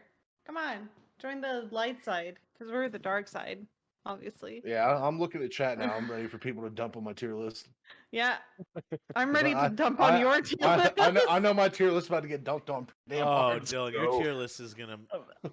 I just wanna, just before we kind of wrap this up, I do want to say that, like, as people and as a podcast, we are like, at the very least, allies of the LGBTQ2+ community. Like, we're all fairly progressive people, and any and all are welcome, and it's very refreshing to see a character that doesn't quote unquote fit the mold as far as that's concerned, and to see them bloom and become such an important part of the storytelling, right? So I agree, Mr. 2 Bon Clay is a fantastic character, and like, you know, for a character that comes across as very goofy at the beginning, he definitely becomes more and more rich, more and more nuanced, and just his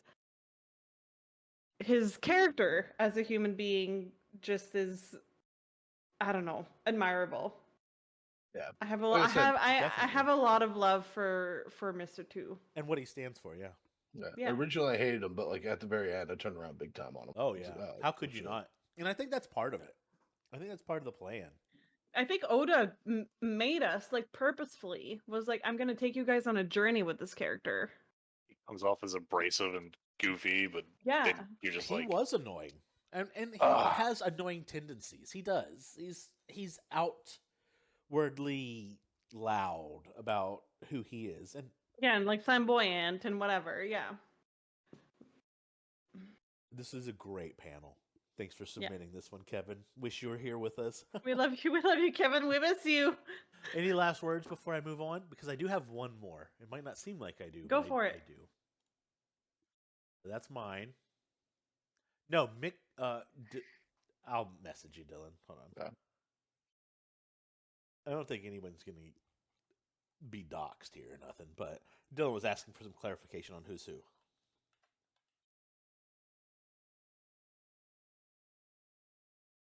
Mm-hmm.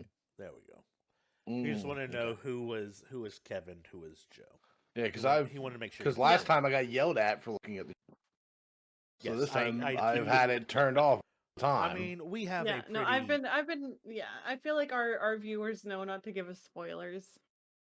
I was violently attacked last time. I was trying to interact with the chat. Honey. I know, baby. It's okay. "Would you?" All right. So, I want to say that Jordan submitted this next panel, but I thought it was so good personally that I included it as an honorable mention. Consider this Michael panel 2, if you will, or Jordan panel 2. I don't care. Combo. I loved this panel so much. I know there was some shade. That's thrown. not what I expected. Yeah, I bet. Yeah. But I think that this is some of Usopp's strongest character moments that we've seen in this fight. And there was some shade thrown at it, Dylan. That's not I'm not calling you out, but it is what it is. Well, no, I get it. I mean, it's just Usopp's super goofy, but the message he's digging his heels in for. Yeah. That's something I very much agree with. I will stand dog for shit on me. Usopp forever. He's one of my favorite Straw Hats. I'm still learning. He's with goofy, Usopp. but I love the fact that he's like the ship's engineer now. He's like, I'm not a carpenter, but it's like, but I'm a ship. Like, I love Usopp, and just like he's the most human out of all of them. I just wish he would very stop fucking lying all the time. Well, I mean, that's my issue with him only too. thing. I've known people I like wish that. he would stop fucking lying. He's Yeah, got what self-confidence issues when I you're surrounded know. by I get it. Listen, monsters like Luffy and Zoro. But I feel like even if he ate devil fruit, he'd still be a I would, shitbag liar. I would love him even more if he stopped lying. You know. It's part of his journey. I know. He's wonderful. I'm looking forward to these character development arcs with Usopp and with Sanji, because Sanji went through this whole like, oh my god, he's amazing, to oh gosh, he's such a fucking simp. He's so Bruce Lee coded, except for the fact that he's a huge simp, and I hate it. It's like, because I love all the kung fu shit you're doing, but you're so lame. I see so much potential in Usopp. I have to say, I feel like I see more potential in Usopp than I do in Sanji in terms of like correcting, quote unquote, correcting whatever character flaws I see in them. So I have a little bit of a soft spot for Usopp as far as that's concerned. So, but yes, I'm recognizing this moment. I will say. Go ahead, Jordan. Sorry.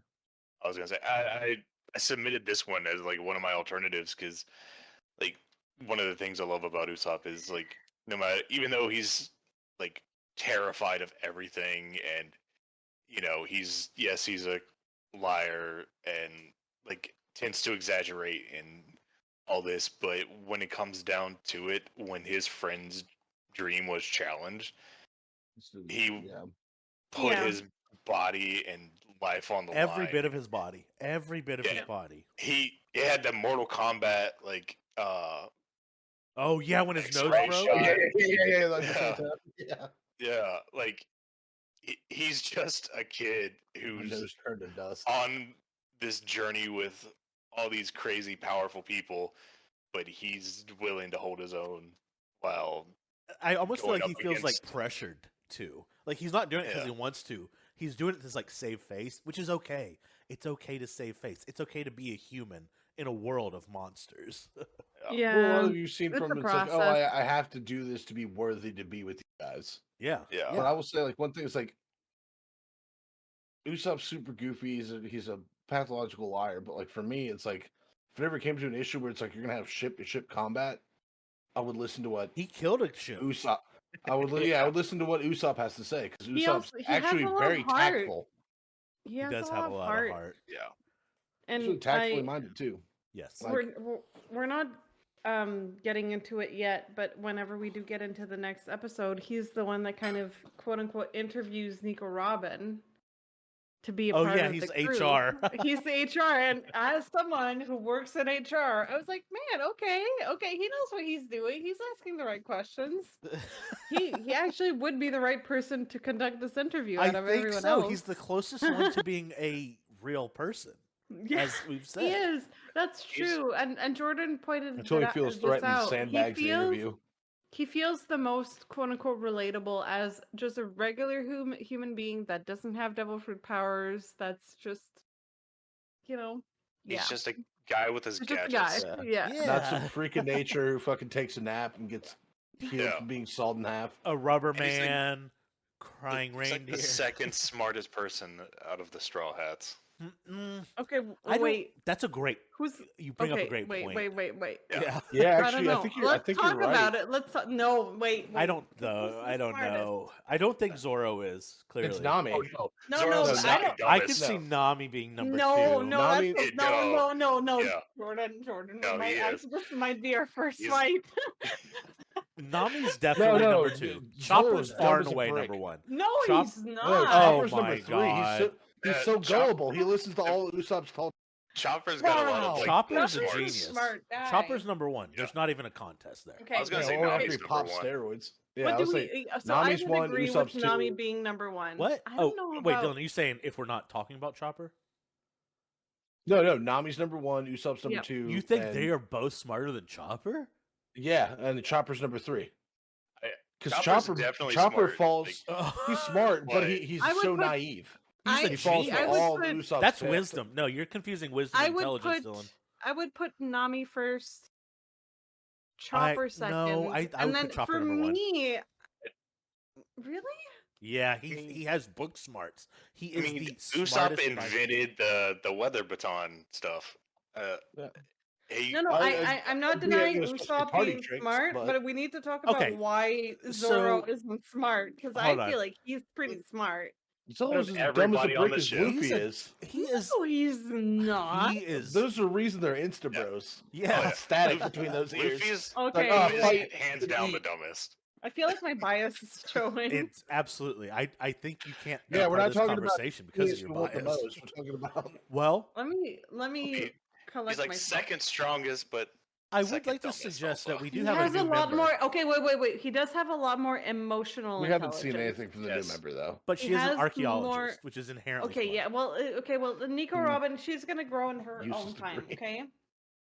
I'll reserve comments on I will say that the or dumbest, for now until you learn more. the dumbest is Luffy. To me, there's Yes. no doubt about Luffy being Yeah. dumb.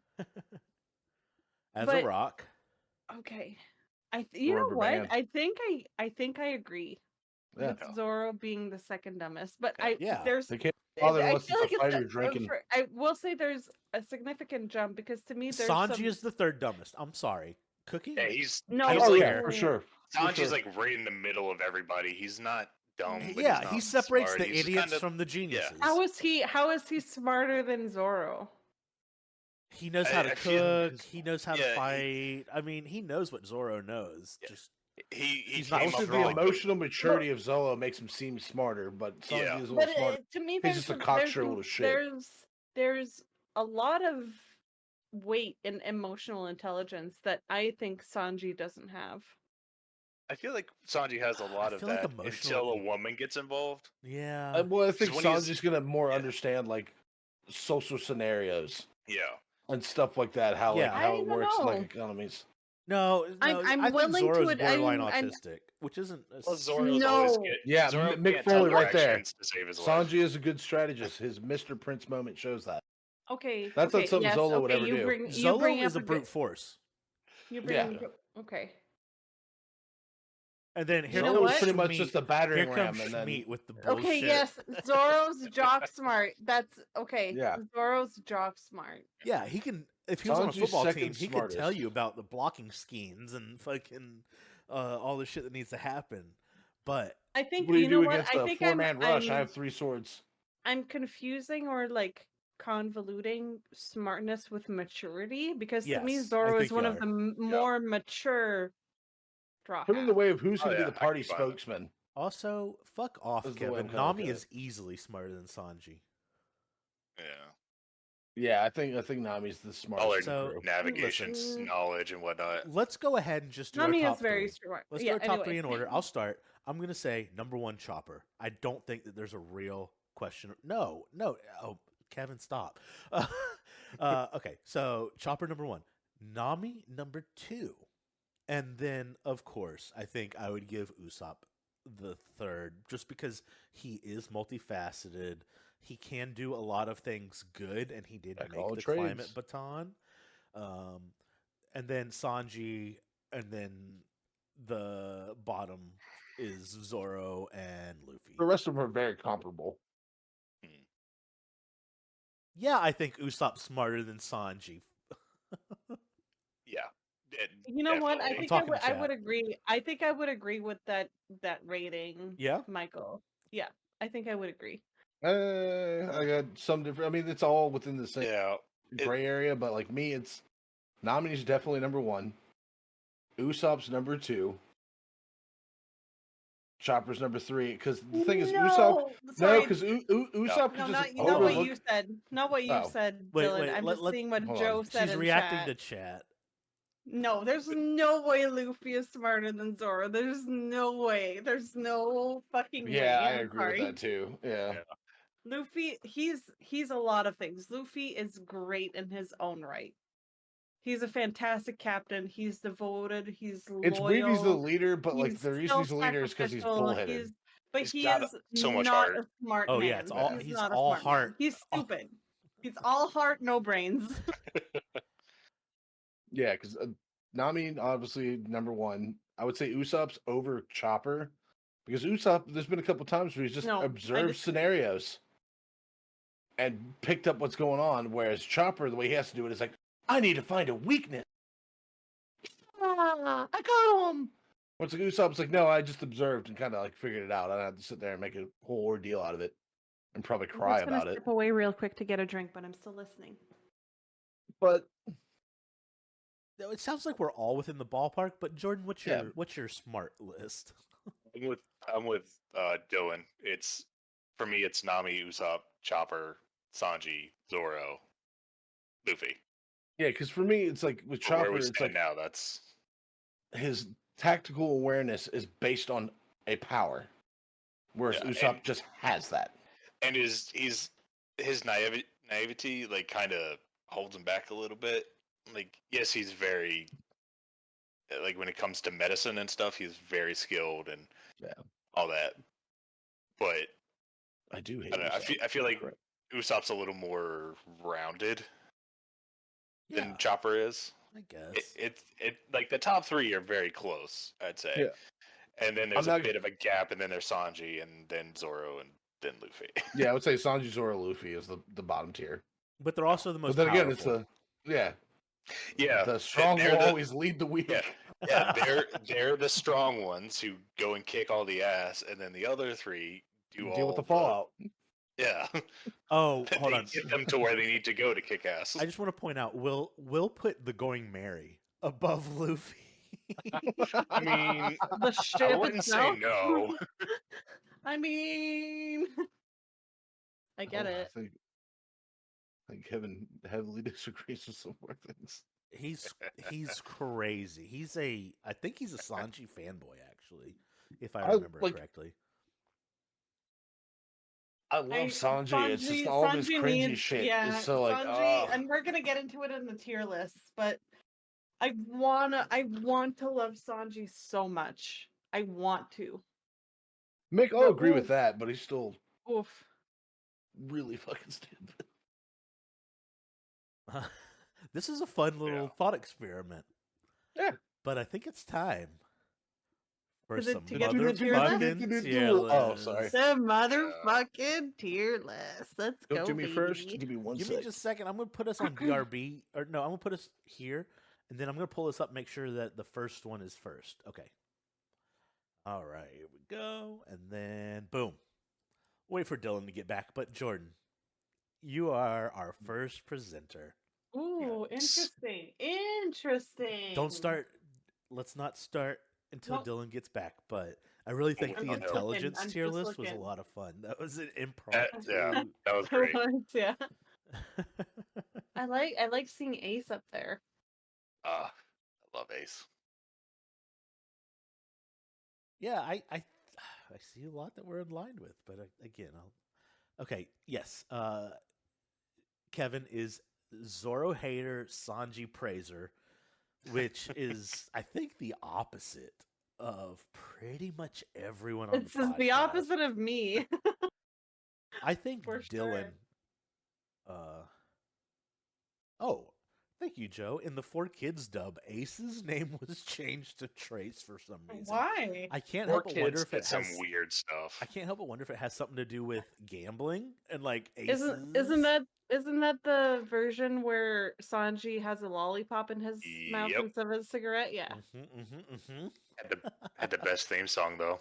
Did it? Oh, don't you know the 4Kids like? No, I'm a little One Piece rap. I'll have to look it up. I'm sure I've heard it before. It's something. This is Jordan's list. This is Kevin. Jordan's list. But yeah, I mean, so chat is permanent. However, our voices will not be here for Dylan. So chat, if you have anything to say, go off while we wait for Dylan to return. Let me have it. Yeah, let him have it. I'm not mad at most of this, except for the critters, because I always have the critters. I mean, I have a decent amount of critters up high. There's just a few of them where I'm like... the Kung Fu Jugon being S tier, I kind of get it. Yeah. But like eyelashes being C tier, I'm like, come on, it's eyelashes. I go back and forth on eyelashes. Okay, so Chad is calling out your Chaka. Did I put him in B tier? Chaka. I don't see him. Yes, you did. You did put him in B tier. Here's right beside. He's good. Just Hell's a little better. Until anyway. I mean, I think I also put that Hell aside, A tier. You know, that aside, but that's not his fault. Yeah. As a character, that's not his fault. Doesn't matter. I'm still angry. I choose not to. I know. Okay, we'll get into it. All right, chat. Let loose on Jordan in chat. But Jordan, do you have anything you want to point out that stands out? You think? So I only have one in F because Miss Merry Christmas is really annoying. Not too big a fan on the Wapple crew. Wapple is a little higher than his guys because I do like it. I think I put Wapple F tier, TBH, or D. I can't remember, but I didn't put him very high. His power is cool. That's about it. Mr. 3. One of my favorite things that kept Mr. 3 around C was I love when they're trapped in the cage and he's trying to be like, you'll never get out. And it's like he could just make a wax key and then there's just that panel of just from a distance watching as he unlocks the thing and then Sanji just kicks him across the room. His foot. Yeah. I love it. It's one of my favorites. That was one of the panels that Jordan submitted, actually. Yeah. That was great. That was a great moment. I remember loving that in this episode. Yeah. Most of the animals are up high because they're great. Kung Fu Jugons. Yeah, 100%. Yeah. The Unluckies are adorable. The hiking bear is a one-off bit, but It's fantastic. Bon Clay. I debated between S and A. I just kept him at A for now. Like later on in the series, that would probably change. And Whoa, spoiler? Jordan. I just love Bon Clay. That's okay. That's okay.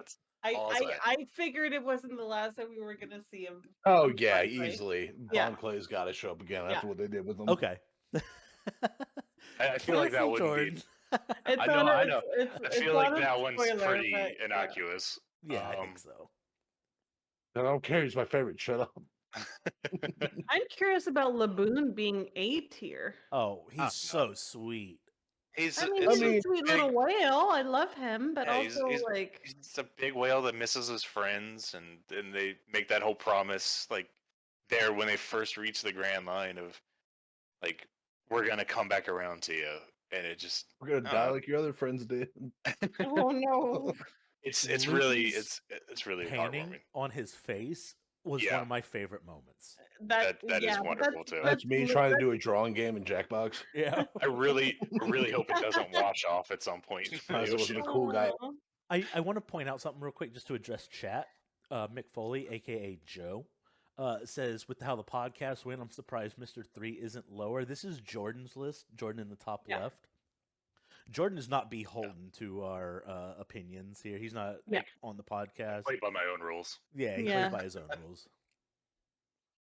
And let's see, Wapple and C. Kevin has some issues. He does not like seeing Wapple in C. He does not like seeing Eyelash in C.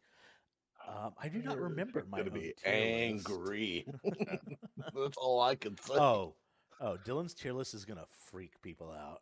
Yeah, it is. I'm ready. I'm already ready to. I made a conscious decision to put Dylan's last. Come at me, bro. Yeah. Oh, no. Oh, no. Toto in A. Will is calling out. I don't know if it's negative or positive, but he did say Toto is an A. I mean, I like Toto. Yeah, there's a lot of heart there. Like the guy just fighting to save his village. He has this like old man. His trust in the kingdom. It's a guy who's a good king. Yeah. Hina's up in A for personal reasons. You do. I mean, I kind of get it, but there's other issues. Yeah, I don't know. Referring to herself in third person. I can get past that. Yeah, I don't want ever to come in laundry and be like Hina horny and like Joe. Hina is just a baddie, and I'm with Jordan on this one. I liked Hina more than our rookies. I didn't dislike her, but you clearly weren't on the same page as me, and none of us. I well, think. we were until she started talking. I was like, oh, right. I really like charging these crystals. They help align my chakra. And Venus is retrograde. Hina, yeah, we're good, dude. Anything else anyone wants to add here? No, I like it. I see. I'm surprised at the gun Django and full body in B. The gun dogs in B. Yeah. the gun dog's interesting. It's a funny idea. I like the idea that inanimate objects can consume devil fruits. And I love how in the manga, Oda's like, yeah, I get it. This makes no sense. Just roll with it. Still doing it. Why the fuck you do it? And in SBS, he's like, next question. I love how he does that in the SBS and sometimes. He gets a question, he's like, I'm not even going to give you a response. Get the fuck out of here. Too bad. Why? Because I said so. Right? That's it. Yeah, you're obviously asking if Luffy's penis is stretchy. Anyways, next. All right. Speaking of next, this is Will. Magenta shoe. Let me. All right, let's dump all over this. What do you mean, who? Who said who? Well, because I'm just seeing the line of people, the line of characters, and who. Oh, interesting. Mr. 3 and A tier. I get it. I mean, I get it.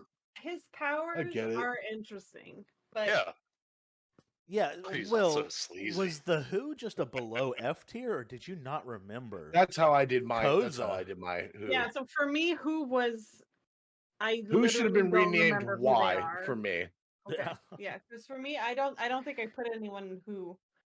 Yeah, so This Joe, time just to around. address chat here. Karu is C tier. I What the fuck do you mean? What the fuck do you mean, Will? I know Will loves to pretend like he has this No. big heart, and then he puts No. Karu in C. And Kung Fu Jugon and eyelashes. No. Supersonic Duck Squadron is an F, Dylan. No. Get it. Just get out. Just leave. Just leave. Oh, just leave. yeah. Leave. He doesn't. I get it. The critters aren't for him. I don't. I get it. Can't relate. Can't relate. But some of them, it's like these are literally just set piecings. Like I can understand a little bit of it because I have a feeling I'm going to make them as angry as you did. No. What do you mean Pell is D? And Chaka's B. That's interesting. Chaka is because he's looking at how at how Pell ended up. No, but it's not about still, for me it's about Pell as a character. He still had way more going for him than it's just not because Pell's he didn't fault. die. It's not Pell's fault. Exactly. Whether or not he died isn't his fault. Well, listen, I think there could be a whole podcast on why Will put Chaka in B and all the other people below. Tashigi. That's ridiculous. Tashigi is lower than Chaka. Where is she? She's in C? No. That's what happens when you slip down a flight of stairs, die, and get resurrected. That's because Oda likes doing that. You don't know that yet. They look honestly alike. I wouldn't be surprised. It's like, oh, she died. Ha, not really. Wapple is in B. Where's Wapple's minions? Okay, so he has Chess and Cormerimo. Who? Wait. No. One's in who? One's in F. The guy that blew up. Okay. No. Do you though? Do you, or are you just? I'm with. We got to think about how long ago was it since you read it? I think he just recently read it. He bought the mangas. Oh, I thought it was still on East Blue. Huh? Oh, I mean, maybe. I mean, he's seen this. I can't wrap my head around Koza being in who. Yeah, absolutely. Can we all agree on that, Dylan? Can you at least? That's a little wild to me. Koza being in who? Yeah. Makes no sense to me. That being said, the rest of he had a little more importance to the story. Yeah, I can get those. With what Igram's wife? Yeah, it's like I like all those things, but they're not necessary for the story. But Koza to me was very significant to the story. As far as the revolutionists and all of that, he should at least be C tier. Yeah, absolutely, at least. I think I'm done picking apart Wills. Any last words here? I disagree. That's all. I like his S tier. It's almost the same as mine. It's a good S tier. Yeah, I can. Well, I mean, I would have Nico Robin just because I like my S tier. We've just seen her. I joined the crew. So. I thought she was great. Even it's with cool. what little we've seen. She's got great powers. Love interesting character. Yeah, okay, actually, yeah, she does have a lot of depth to her. I'm gonna move on to the next one, and this is Dark Auditor, who I haven't seen in chat for a little bit. Darky, we saw him earlier. Whoa! Yeah. That's what she calls him. That's what she calls. Darky. Oh, there he is. There he is. America. There's our sweet baking prince. Yes, there he is.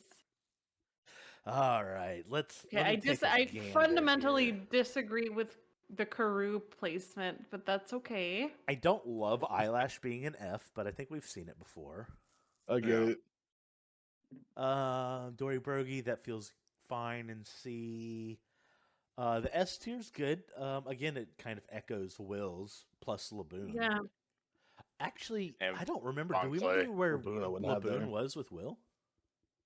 Laboon was A tier, I think. Okay, pretty high up there. Eyelash just too saucy. I mean, see, to me, it's a little wild to me that Karu be a lower tier than Laboon. Yeah. That Chopper be a lower tier than Laboon. Listen, Darky, I love you with all my heart, but Chopper No. is lower than the Kung Fu can't help but Dugons. Dugons. That makes sense. Does it? They're awesome. They are awesome, but Chopper's awesome It's like, too. why didn't you bring them with Okay, them? I You have brought to them say, with you. You would have handled it. I'm a little bit surprised at Tashigi being D. Tashigi's D? Tashigi is Oh D. my I feel like you god. don't. I don't know. I It's No, tough I like feel one. like Tashigi Tashigi. pops off in this VARC. She does. There's a lot of integrity and a lot of like.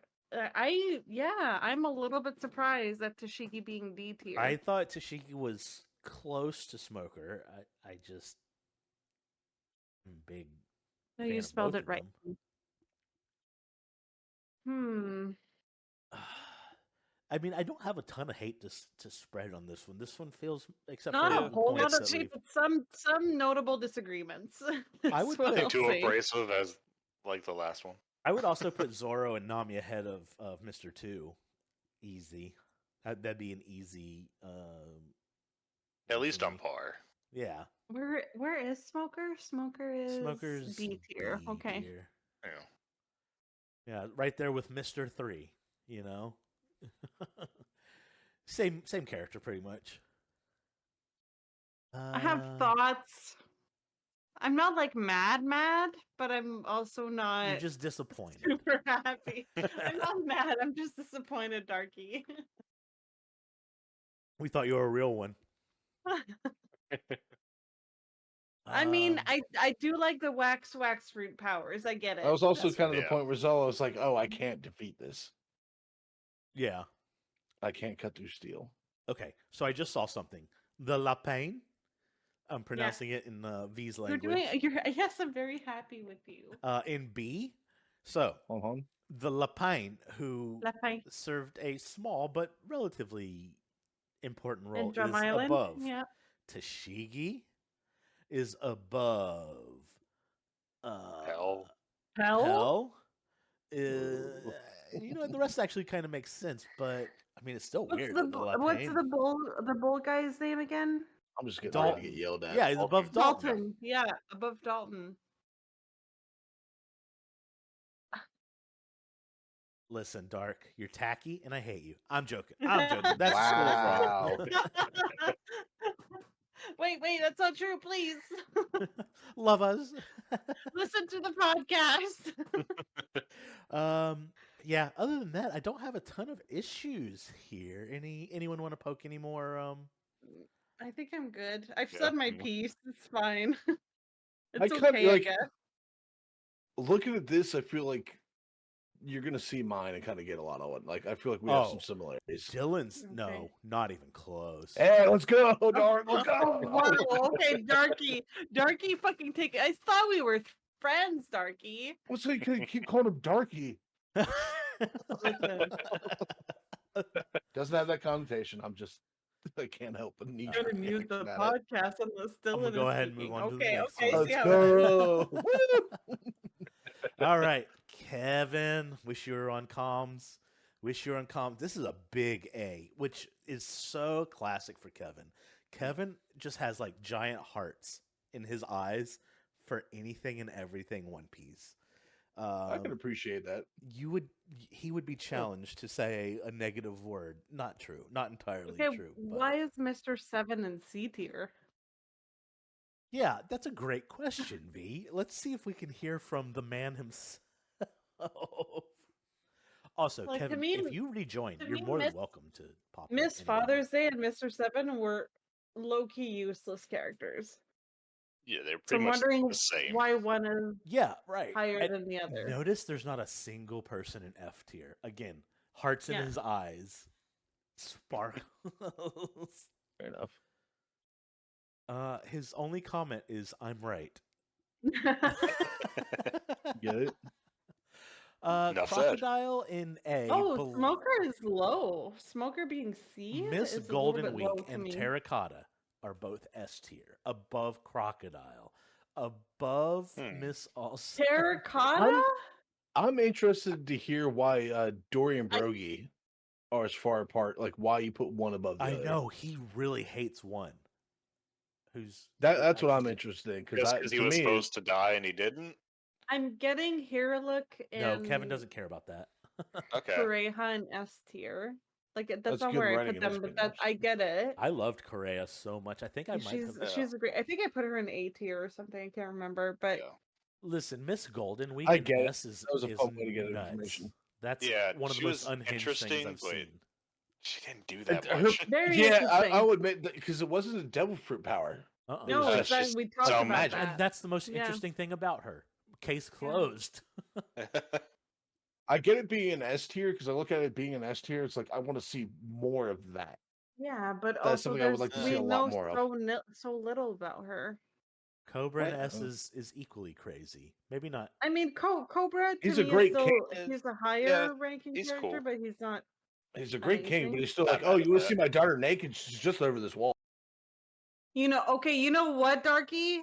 Chopper in S tier is exactly where the fuck he belongs. Okay, Chopper in S tier. Yeah, are you talking where about he yeah? needs to be. The chopper should be a huh? No, Oh, the crying reindeer. It has a yeah. I got Chopper in S tier is exactly where he needs to be. Oh, I think Kevin stepped away. So Okay. let me go ahead and bring up the Dory Brogy thing. That's the big couple one. quick. Yeah. So Dylan wants to know why Dory and Brogy are so far apart. I want to know why Terracotta and Miss Golden Week are above all of the following: Usopp, Ace, Nico Robin, we have Crocodile, many questions. Sanji, We have many Zorro, questions. Tashigi. Terracotta's Igram's wife, right?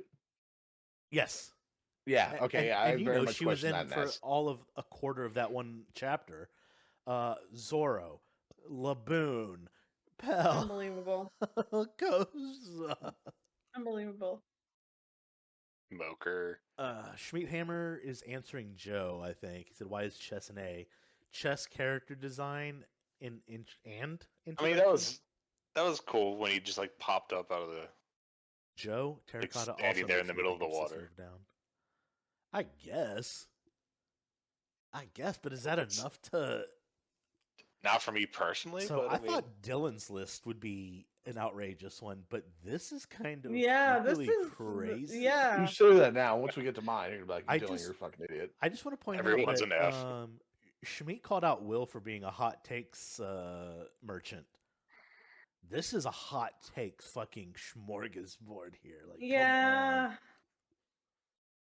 I Like, don't care for this. I mean, I Nobody don't lost And 'cause he listen, got listen, exploded Kevin, I first. like you. I like you, but I don't like this. I don't like. I don't. Dory I don't lost like duck. that. Okay. Okay, so he likes Dory more because he won, even though it was under dubious circumstances. He said a win's a win. I do like the idea. Still, that of drops when him it's down like 2 I'm tiers. gonna eat you out of house and home. It's like, bitch, try me. And it's like, Yeah. all right, fuck. This is Okay. all right. Well, Kevin, All right, yeah. listen. More than anything, I need to know the Miss Golden Week love. Where is that coming from? Please dig in. Once you dig into that, I'm ready to move on to the next one because there's so much we could talk about. We could be on your tier list all day, especially since you're in chat and are talking at snail's pace. Let's just Okay, come on now. no. Listen, I have earned every right. You think to call Mr. him Seven out. got drip? This motherfucker looks like a judge from the fucking 14th century. Okay, so Egram is an S tier for his. He has the best design. I don't know what that means, and that also adds to Terracotta. That sounds like nonsense. Disagree. An interesting. Well, if you, I understand if you But- really like the design, why she'd be. I up mean, there I get too. it, but Yeah. also their involvement is so different. Yeah. You know what I mean? Not, He's you're so not important. Gonna be, you're gonna be angry. That's all I can say. Will said not seeing it. I feel like no one's gonna be surprised by my tier list. No, I don't think so. It's just gonna be like every image has been replaced with Zolo, and it's all in S Everyone's tier. gonna be Yeah. like, I okay, was yeah, about this to say, is. my no money's one's- Zoro's the only one in S. Everyone's gonna be like, okay, yeah, this is V coded, 100%. No, Ace is gonna be Oh. an S too because Freckles. Yeah, and Mm. Miss Doublefinger. Oh my god, Freckles. I mean, Perfect design, so unique, such a cool character, and the fact that her power wasn't a devil fruit was I didn't feel that was still nonsense. I get that. No, I would love I to see get more of it. that. That's super interesting. But I don't know that I would put her in S. Yeah. Well, I it get has the it. same kind of intrigue. It's like, why is Zolo so powerful? Yeah, There's Z something else tier, to it. Joe. V adds a new tier for Zoro. All right. I'll take it. In the manga, it's Zolo. Darky's like bets on Zoro being S and all animal friends. I mean, That's right. I'm not putting money on that, dog. All right. I'm moving on. Next is Joe.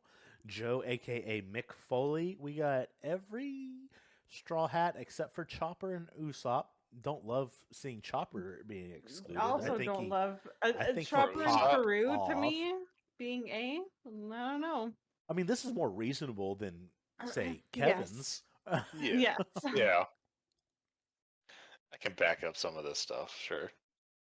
I just feel like Chopper did so much. I'm a little sad at the Unluckies being C tier, but I mean, I guess we didn't see a whole lot of them, and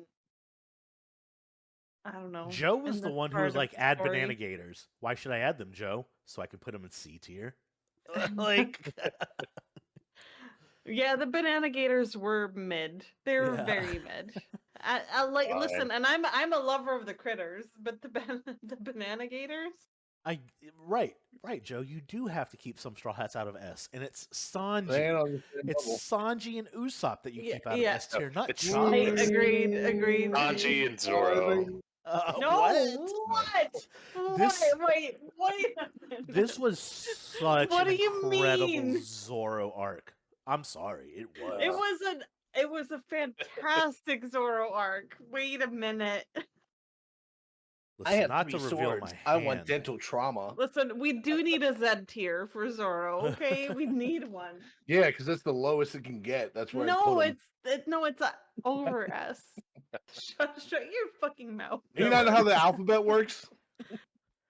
Man, even Joe is kind of on the Miss Golden Week train. Like, no. She's over she's over Hina, who I thought was absolutely lovely, and I'd love to take her out and get to know her. But she talks about herself in the third person. I hate it. But she has bondage powers. Yeah. V, that's so you code. Come on. But I don't know. It kind of it's weird. It's weird. No, it kind of freaks me out. Her powers. So I got to respond to Kevin in chat. He said Zoro glaze is egregious. No, it's not. No, it's not. No, it's not. Not during this arc. Not during this arc. Maybe some others, sure. No. But not this one. Zoro is king. I think Schmidt Hammer even messaged me and was like, I kind of get the Zoro love for this one, to be honest. Listen. It was a good growth arc for him. It was amazing. 3 swords is still stupid, but shut your mouth. I mean, he's good. I'm not gonna deny it. But 3 swords is dumb. Remember when Luffy's now, like 3 guns? Dylan, remember when Luffy's insulting Zoro and his joke is 4 sword style, and Usopp's like, that's not really an insult, and he's like, 5 sword style. Then it was like, you're insulted now, right? Just proves why Luffy is the dumbest Straw Hat. Stop it. Well, we're making fun of Luffy now. No, Schmidt Hammer 44. He fought 100 guys. He fought so many guys. He didn't fight that one guy, but he also fought so many guys before that. I mean, anyway, overall, I will stand beside my king forever. That's the hill she's gonna die always. She's like, no, I already dug my grave. I'm ready for it. And he cut a swordsman. Yeah, hell yeah, he did. He was made out of steel, okay? He was made out of steel. He wasn't a swordsman. Okay. He had the cut fruit. It's different. Listen, Joe understands Zoro is S tier, so I'm happy with that. Would love to see Chopper a little higher. Happy with pretty much everything else, right? I don't think this is a super controversial tier list. Anyone else want to add anything? Dorian Brody being as high as they are, to me, is just... They're A tier? I mean... They're fine. They were cool, but at the end of the day, it was like I'm not mad at it. Could have. Yeah. I just don't get how Chopper's on the same level as Dorian No, it's because Brody. Chopper sucks. That's Stop. just Stop wait. it. He's just trying to pull your leg. Oh, he's trying to bully me. All right. Oh my That's what you God! think. Here's V's. I'm not Let's trying. see if there's any surprises. Surprise. Is there any surprises Hold on, here? let me- I feel like no. Let me wait for that delay. Actually. Oh, I'm surprised by how low Ace is. Okay. Oh, that's not S. Anything below S, yeah. I mean, Wow, could see really? him Okay, I thought that would have been a. There's a lot of B's. Oh my God! Will said sometimes it looks like Smoker's getting a back shot on Dylan. I mean, I wish he Well, did. the thing is, like, I just stop. Ew. Smoker in A is not sad. Smoker You're is a great sad. character. Smoker's good. You're a like sad Smoker. little man. Not true. That was too mean. Hina, I cannot get past her. So let's contextualize it. She's a fairly new character at this point in the story, and the talking about herself. She's hot, but currently that's all I know about her. All I know about her is that she's hot, and that's not enough for me to put her. Yeah, it's like higher Hina's than feeling that. ready. I'd be like, shh. Yeah. Don't talk. Just don't talk. I'll be quiet. She's just It'll be hot. fine. I could care less about. No, Miss Wolverine. Smoker. Will, I'm sorry, you're wrong. Smoker's. Yeah, Smoker's awesome. And Smoker also like introduces you to a lot. It was like, oh, these bars are made of this. Yeah, yeah, thing. he sure and did. My club is the same thing. That's why you can't do anything. It's like, damn. Plus, he's got it. Well, the tricycle is really fucking. But the way he uses his devil power. The tricycle is power not is really lame, but that is no, it's lame. The way he powers it could have been a motorcycle. Just saying, or an ATV. God, Jordan, do you remember why when the you put three? Smoker? I want to say like A or B. Yeah, Hold on, okay. I can pull my thing up and look. Let me know when you get it pulled up. Oh my God, Kevin, shut the hell up! I'm actually glad you're not I on don't Voice know. anymore. I had him in Talking A. Yeah. mad shit. Listen, I stand by my The crap. list. I'm sorry. I don't like any like animal that's like. Yeah, I had the crab low too. Any of those, it's like eyelashes. I feel crab, like "Ah." the No. crab is my, aside from Lasso, the gun dog. He's my lowest critter. All of the other critters are higher like than tier. The crab is the personification of motherfuckers who sniff hair. You really That's love all I this gotta say. pairing. Okay. Darky is talking about Laboon being C tier. He's just. I want to preface this by saying that C isn't necessarily like bad. C is mid. To me, C is just mid. D and F are bad, and then B and A are good, and S is exceptional. Like C for me is mid. You know. I'll be right back. Robin is B. Okay. For now. I mean, I thought she was amazing in her arc. Yeah. For now, she's B. Oh, fuck off. Kevin said Miss Doublefinger's grody. He used the word grody. No, Doublefinger, I would... Hot. I would let this woman do like the most degrading, filthy things to me. Like, this woman could literally make me do anything. But there's nothing else to her than just her sex appeal. Her fruit is not nasty. It's just her fruit is cool. I will eat her fruit. She's also a small business owner, so she's got that going for her. Wait, is she? Yeah, she runs the little cafe that they all meet at. Oh, I'm just afraid of getting one of them spikes down my pee hole. And the first time I saw her, not as Doublefinger, but as I can't remember her name at the time, I was like, man, I'm into her. I like the curly hair. Okay. And then turns out she was a Baroque Works agent. I don't know. This is very V coded. I gotta address chat real quick. So Dark says, question for Michael: where's Kobe and Helmeppo, or the reason for leaving them off? I felt like we got the majority of their backstory or their cover story, at the end of East Blue, there was a small amount of the story that carried over into the Baroque work stuff, but it didn't feel like enough to add them. And this was a question I got from Kevin / Meathammer. And to be quite honest, I had made enough edits and I was just ready to be done with it. So yeah, that's the long answer. Short answer, just didn't feel like it. He is the best captain. Aww. I will say Michael might want to fight me on the Wapple placement. I put him in as F tier. No, I don't. I don't. I'm not gonna fight you on that. I like him, but I don't love him. Oh, okay. So we got some people pouring in. Kobe D. Some people, meaning Kevin. Helmeppo B. No, Kobe is more than B. And Garp. Kobe is at least C tier or more. Yeah, I would put. I would trade those. Helmeppo is D. Kobe is B. 100%. I agree with Jordan on that. I would say Kobe is definitely S tier. Helmeppo, I would say. Oh hell yeah. Garp is A tier. Garp, I agree with Garp being B for now. Oh, Kobe overcame so much. He used to be shut your mouth, Will. Will, be such a little beat down, muted little dude, and then he's like, you know what? Fuck it. This is my dream. I'm actually gonna fight for it. And now he's training under one of the highest admirals, well, from what we know, in the Navy right now. And motherfucker's getting cut up. They are so Band-Aid, dude.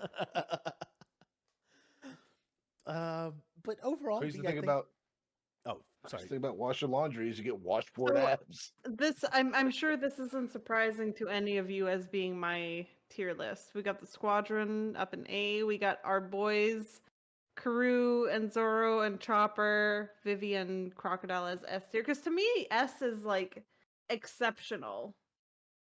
Like blows C, her away. To me, yes, C is mid.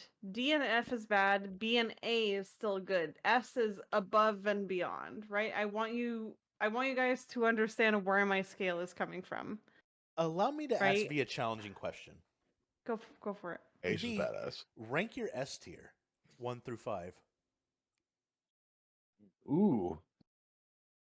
Well, Zola 1, easy. Zoro's gonna be first. Yeah, Zoro's gonna be first. And then I would say Chopper 2. I would say Vivi 3, Karoo 4, Crocodile 5. Oh, what the fuck? Yeah. Okay, that's not where I thought that was going, but I get it. That's how I would rank them. But it's hard for me to distinguish them from one another because they're all very interesting, complete, nuanced characters in their own way. I'm disappointed, but I'm not angry.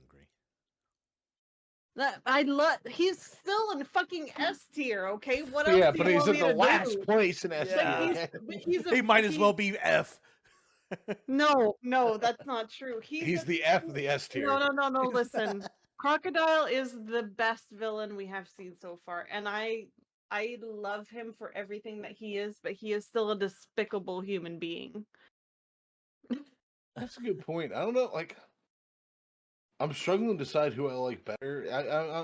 It's pretty much like I'm thinking Crocodile I like better, but Arlong was, for me, Arlong was like, yeah, he was. It wasn't even close for me, but I think that's probably I get that. Crocodile but I feel like the hold that Crocodile had a little more depth. So Arlong had more hold on Nami. I think his scope of influence, Arlong's scope of influence was smaller than Crocodile's, but I feel like it was very significant at the very least for Nami's storytelling as a character. This for me was just the absolute brute force of it. His Crocodile's design is so good. He is dripping. He's not dripping. He's in a bucket hat and a Hawaiian shirt. There's a reason why I put Crocodile in S tier, because he's a fantastic villain. He is, to me, the best villain we've seen so far. Like, I'm not gonna deny that, but Arlong very much has his own merit. Yeah. Dark has some big words here. He says, "You hate him so much. That's a pretty fantastic written villain, if you ask me. If there's, I don't hate him. It's like Joffrey. You love to hate him. He said, He's an S tier darky. What else do you want?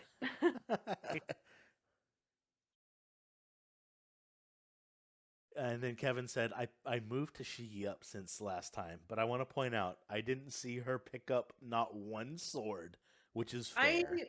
I have a I do love the lore dump she gave us about swords. I like Tashigi, I like Smoker, and I like their relationship and their I'm looking forward to seeing more of Tashigi and Smoker.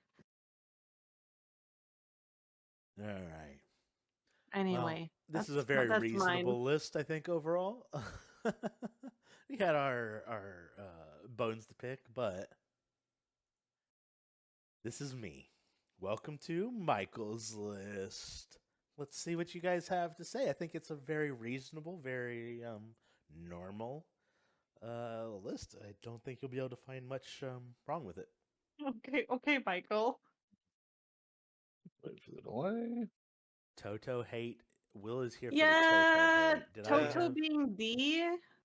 That's I feel like that's my only complaint. Where is he? Toto I don't even see him. Oh yeah, okay. Yeah, I don't care I would about put Toto. him at C. I would put him at least C. But other than that, I think I'm okay. I think I'm okay with this. Yeah, I don't think I made any. Oh, stop! Golden Week in D? Question mark. Yeah, shut your mouth, Joe. Okay, chat needs to get the hell out of here with this Golden Week. Yeah, I could even see putting Toto in F. I'm joking. What? No, I'm joking, but D is fine. Yeah, I get that. I'm a little bit surprised that Pell is C. Yeah, I'm not to go on the same lines. No, sorry. Listen, Dylan. We have to keep in mind that it's not his fault that he's. I'm talking about my tier list. That's my opinion. It's not. And you can't tell me to change it. It's not his fault that he survived, but as a character, Joe says full body F. He had an awesome dance scene. For me, it's the overall fucking disrespect of the character to just bring him back. No, but it's not the character. You ruined his character. Okay. Let me interject. Stop. Both of you, stop. Even before he died. This is what recording looks like, guys. No, like if he never got revived, I love Smoker and I love Tashigi. I couldn't pick one over the other. Addressing Will. Jordan, you've been trying to say something. Sorry. I'll be right back. Getting emotional. I was just going on about Pell. Like I feel like I know there's plans to get into it later, so I won't go too deep into it. But yeah, I feel like he deserves a little better than that. Oh, I'm gonna keep picking at that scab. Yes. I don't think his role was that exceptional even before he ruined for many people One Piece. I mean, I like the whole like thing where there's a flashback of him like it was huge for Vivi and like actually smacked his her. sacrifice. The whole like. Well, I mean, it's kind of was it Dark Knight Returns? I wonder if that's where they stole it from. The one with Bane? Yeah, where he flies the bomb off but then survives. Okay. Yeah. Yeah. But I see what you're saying. Like Pell, like we cannot deny the importance of Pell's character, and we might get into it later, as I was saying earlier, where I want us to get into this. I'll wait till we get to my tier list. The self-sacrifice. It's not a sacrifice if you live. That's not his fault. That's Oda's fault. That's fair. And if you die in an explosion, but then you don't die, I'm gonna be so mad at you. You should be. I'm gonna be mad at myself. It's like I could have died. No, shush. The thing is, he was willing.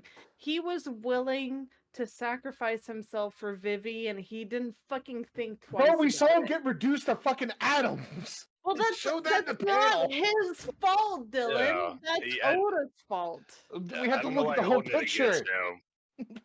He was willing to sacrifice himself, to die for his kingdom, for his princess, for his cause. He was there. He was dying for it. It's not his fault that Oda decided that he was going to live. That was a bad move on Oda's part. That was just it's not a flaw in the character, it is a flaw in the storytelling. And I will stand. Let me speak. I will stand by Pell for that forever. He had so much to give, and he gave everything. He gave everything. He wanted to give his life for his kingdom.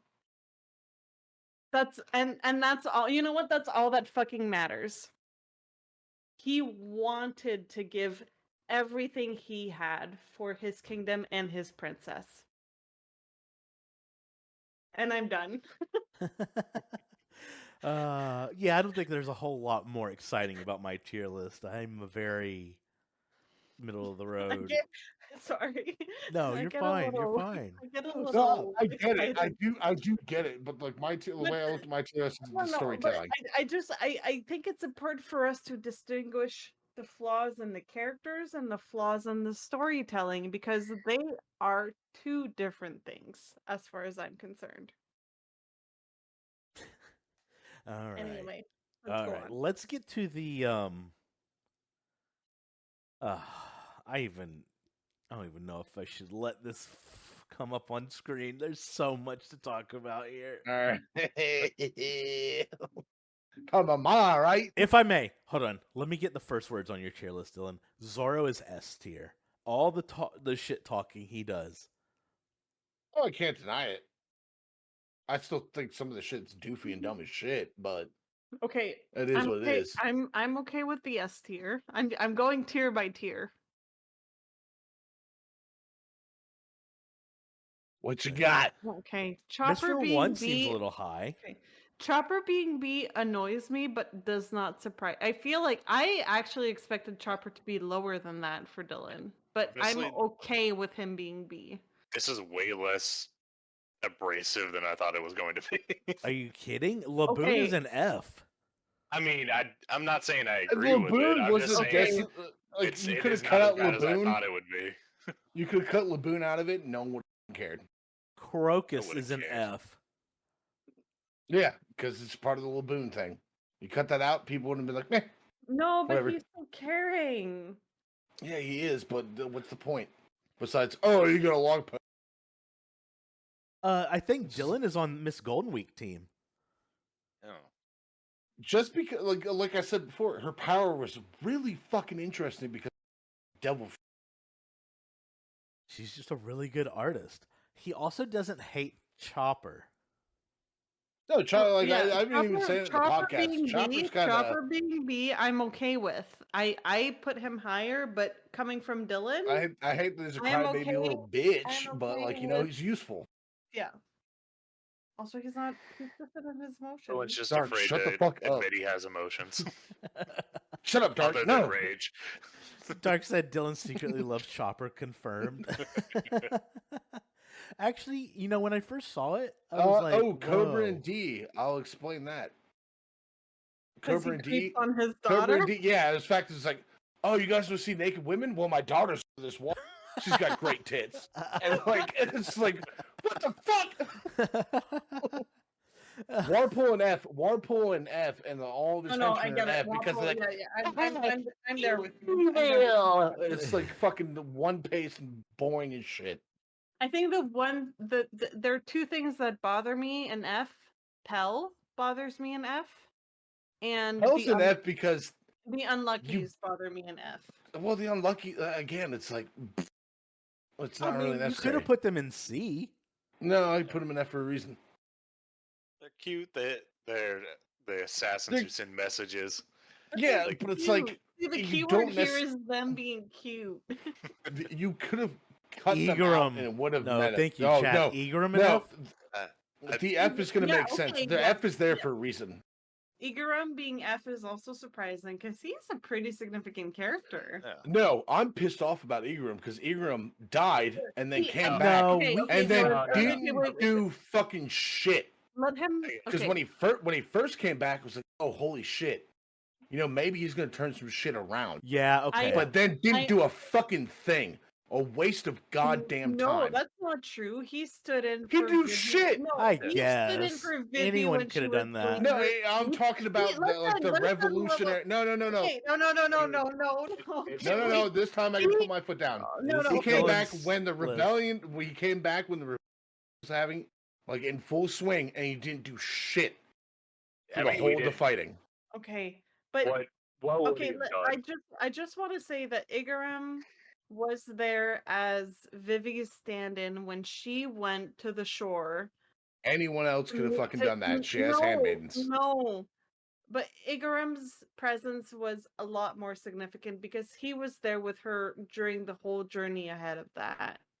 He was I there feel to like show her that support, was whether yes. decided to go with them or not. Yes, exactly, Jordan. I think Igaram's Alright.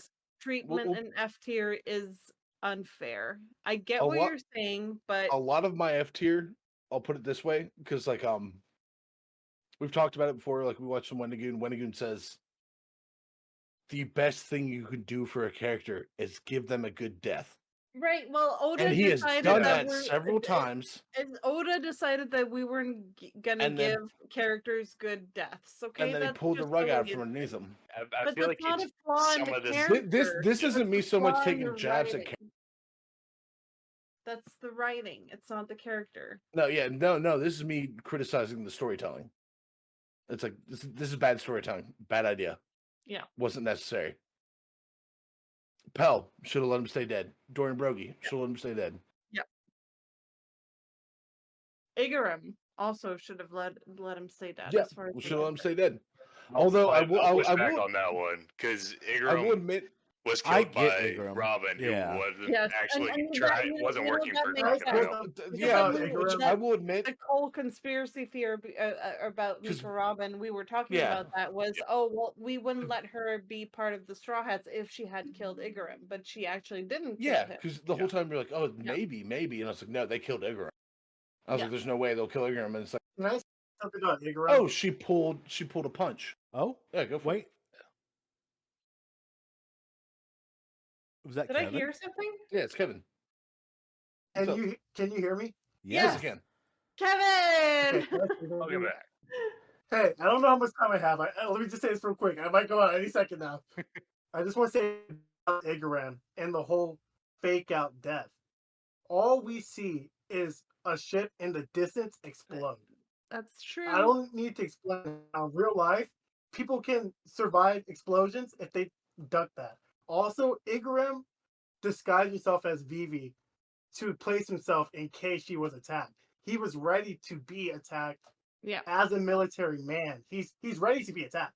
He's ready to put his life on the line, but also try to survive if need be. I get that. Again, my tier list is more a criticism of the storytelling. Yeah. As more in like the characters themselves. I feel like this is one where it's actually not a fault of the I think storytelling. it's reader comprehension. It builds on the Yeah, I story. think it's reader comprehension. That's Yeah. The fair. story didn't tell you he was my dead. The story. my biggest issue is when he came back, he didn't really do shit.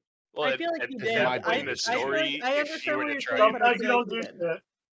there's so much else going on. If you tried to Yeah. squeeze in him like running around yelling at people I to fu- stop, I don't think it But would I really feel add. like No, I like, fully expect and him to take over the Royal And it Guard. wasn't a, no, but if we it- think about it like wasn't that, about That's what needing- Chaka was doing. that it wasn't That final- was about just needing him to take away do his. that moment with the Straw Hats showing the X's on their arms wouldn't have been possible without Igaram stepping in as Vivi. She could have easily gotten anyone Exactly. in her. No, but Dylan. Igaram was her guy. He was her Anyone her else would have equal tried to in the stop her work, from right? potentially running away. But he was like, I'm going Dylan. to respect my princess and I'm going She's to right. do as she says. Like I understand what you're saying, Dylan, but I kindly and humbly disagree. I think you're wrong. That's okay. Dylan, I still love you. You're entitled to your opinions. If I can just say, it wasn't the importance of what he did when he came back, because the importance was he was supposed to get there first to warn them. The importance was getting him out of the story to raise the stakes later on. It wasn't about killing him. It was about raising the stakes in another way. He was supposed to get there first to warn the army. He couldn't do that because he got blown up and had to swim or however he got back. It wasn't about what he was supposed to. It was about what he was supposed to do, and that was what they stopped. You look at my F tier. If he would have got my distaste of the fake out deaths. Yeah, I would this is the least fake out of the fake out deaths. Yeah, it's the also other ones I can kind of agree with that. And maybe you should have been D tier. Like Dory, you like see him get hit, so it's like fair enough. You know, you see him get hit, you see him go down. You never see Igram. You see a bunch of teenagers from a distance, seeing a situation that they've never really experienced before, and then they're like, "We don't really have time to go check on him. We got to go. We got to go. We don't have time to really leave, y'all. Like, we gotta leave. We can't go check and see if he's okay. We gotta go." I do kind of get that, but then again, a ship being blown to pieces, it's very safe to assume the only person on that boat is probably. He didn't have no devil fruit powers. I think I'm with Joe on this one. The only fake out death I have a problem with is Pell. The others serve a narrative purpose, and I was annoyed with the others. You could have done it a different way. I was angry with Pell's. That's not. But I feel like that's not up for debate. Like I get it. I feel like anyone will challenge anyone on the Pell thing. Right. And we're gonna get into it after we finish the tier list. Okay. But and Mike, that's a really good point. Like me and Via were having an argument like all throughout the episodes. It's like, oh, Nico Robin might come in. Okay. Mick, sorry. Joe. Yeah. But like the whole time we're like, oh, Nico Robin would be like, no, he killed Igram. No, he killed Igram. He killed. And then Igram shows up. It's like, oh, maybe she pulled a punch. But for me, my big thing is like Igram showed back up in the story, and it felt like he really didn't contribute. No, yes, I'm also with Dylan on that. Once he came back, his impact was not really worth the squeeze. I feel that's my biggest issue with it. He came back. Juice wasn't worth he the did squeeze. Something with it. Yeah, it would have been better. I understand what you're saying, but I feel like if I'm contextualizing his impact within his relationship with Vivi, it makes a lot of sense. Because to me, he was always her mentor or her like, no, I don't want to say butler, but her right arm, like the person that she would lean on for things that she needs. Yeah. Plus, and I feel like within that context, they were on that mission together. I feel like he served his purpose well in that when she needed him to stand in when she was doing the speech and she went to the shore to meet up with the Straw Hats, he was there. He wasn't afraid to do what was needed of him. And I understand that his involvement was maybe a little bit less like action packed and maybe a little bit less hands on, but it was still significant. And it still served something to me that was and that's the reason why I picked that panel of the Straw Hats with the X's on their arms. It means so much, and the only reason why Vivi was able to participate in that is because of Igaram. So I will stand by that.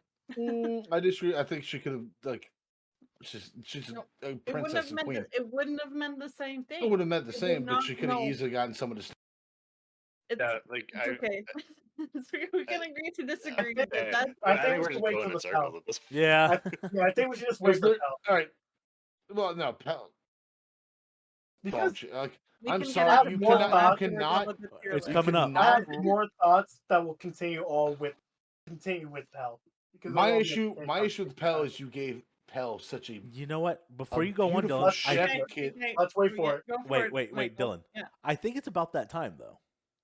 I think we're done with Dylan's tier list. Yeah, are there any other egregious? Yeah, moving on past fake out deaths and Pell because we're about to make that our closing segment. Anything else that upsets everybody? Since I'm back on Mike, I do really want to say that crab was crucial, guys. They were not getting anywhere without that crab. No, they're like, oh, we're traveling land real quick. I can All, admit it was all they did useful was a little without dance, being and that was creeped it. out by it. Yeah, I didn't care for how thirsty it was. Yeah, No, the they crab were out not- here sniffing hair. They were not saving the day without that crab. It's still a creepy I think crab. it would have taken a little longer, but like we'll figure it out. I don't like figure it out with rapey that animals. creepy-ass crab. Sorry, Okay, whose tier list is that? That's that was mine. Dylan's. That was the only bit. I'm surprised. Okay, well, who was the previous one? I saw it. The previous one was me. We've been on Dylan's for a while now. We haven't changed. Yeah. Okay. Well, we got really hot and bothered Yeah, about yeah. it. Okay, sorry. I'm love still Igorant. reeling. I'm still reeling. I love it. I get it, but my issue is like issue is for me. You're I cutting get out it. a lot, Dylan. I don't. I understand where you're coming from. I still think you're wrong, but I get it. Fair enough. Yeah, that's all you have to do. All you You're have to do is wrong, but it's understand. You fine. don't have to get it. We all agree to disagree. No, you're Yeah. wrong. But I it's mean, whatever. we do that a lot. All right. But like I put Bon Clay up higher than I expected originally. Chopper's higher. Put him. Yeah. You know what? I'm not. I Everyone thought loves Chopper. Chopper. I honestly thought you would have put Chopper in like E or F tier. So I'm okay with him. He's being- super useful. Like I might not like him, but he's super useful. Also, he's adorable. Dylan just wants to He's use cute. him for his abilities.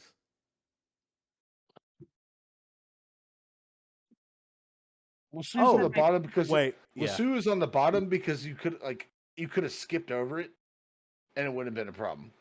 To me, that was just like a Lasu, set dressing yeah. for no While reason. it doesn't really Lasu affect the story, I do feel like it was a good, just It was fun. moment. It wasn't. fun. Yeah, no, it wasn't. It Not wasn't everything has bad. to be like impactful. It can Dylan still, hated like, it from an ethical standpoint as well. Yeah. No, my thing is like Why it would- wasn't bad. It wasn't bad. would It you just do that to wasn't a dog? necessary. Listen, don't come at Okay. Dylan asking for consistency. He is who he is. Okay. No, he has the I'm IQ like there. anytime I do a tier list thing, it's a knee jerk reaction. It's like I see it. And Yeah, it's like, I actually put some thought into it. No. Oh, well, Okay. I love you, Stop. Dylan. I love you. I love Yeah. you so Yeah. much. I promise you. He put some thought Actually, into I'm it. better than you. I'm just kidding. I say, I did put thought into it. seven. No, I really heavily. All The right. D tier had like shitloads of people in it. I was like, Okay. Let me That's bring fine. this tier list to a close. I think we've said pretty right, much you're all wrong, everything whatever. that can be Whatever. said. And we did say that we Especially want me. to address the Right, elephant. Dark? Yes, or the elephant of the vulture room. in the Yeah. room.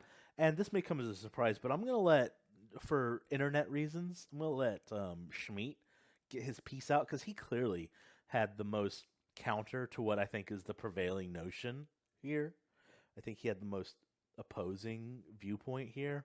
And also, I'm concerned that he might disconnect at any moment. Yeah. So, Get it, Schmeat, Kev. why don't you tell us what you really want to say? About Pell? Yeah.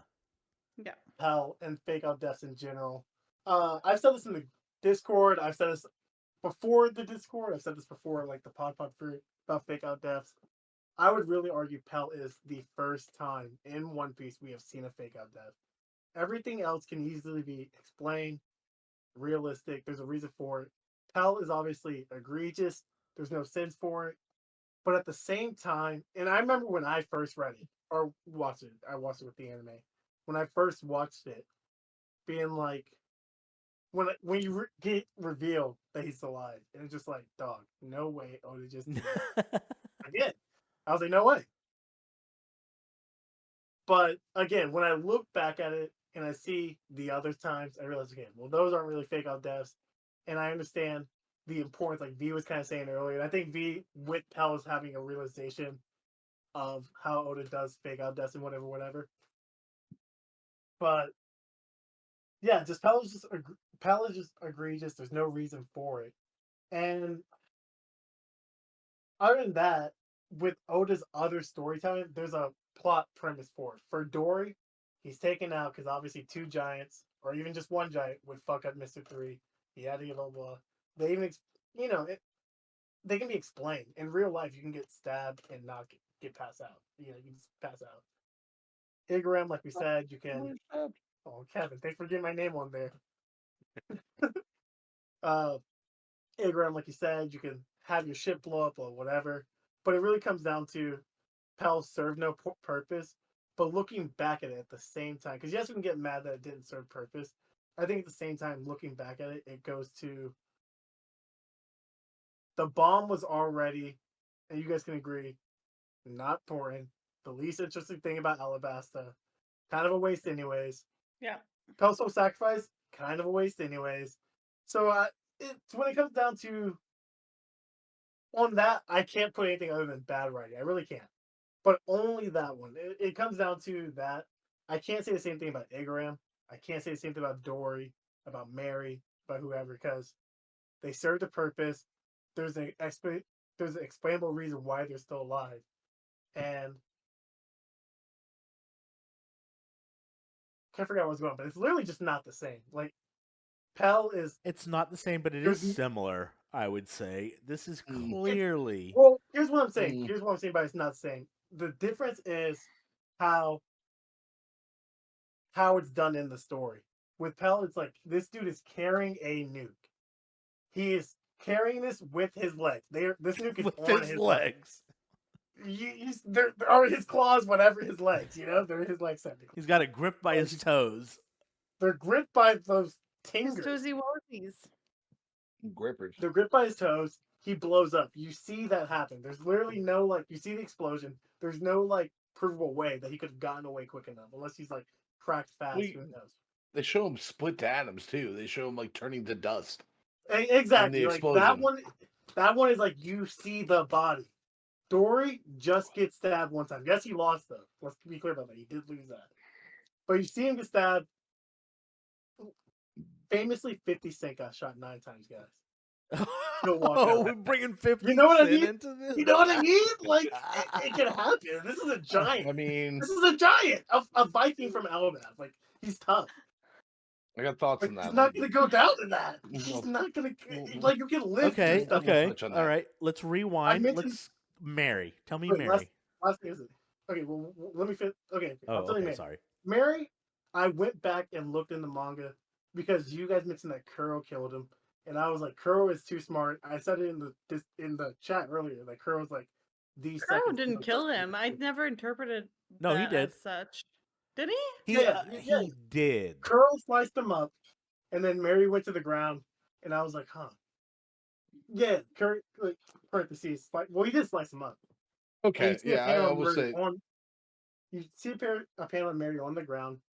I went back and looked at that panel because I was like, Kuro's too smart. But again, sometimes you're too cocky. He's a little cocky. You see the panel. You don't see Mary's left arm. It's tucked in as if he's covering his blood wounds. And I swear by that, that's what Oda intended by that. I mean that. That can that's fair. That's fair. One I get. Thank you. All right. What about Gin? We talked about this back then. Interesting. Okay, no, we talked about this back then.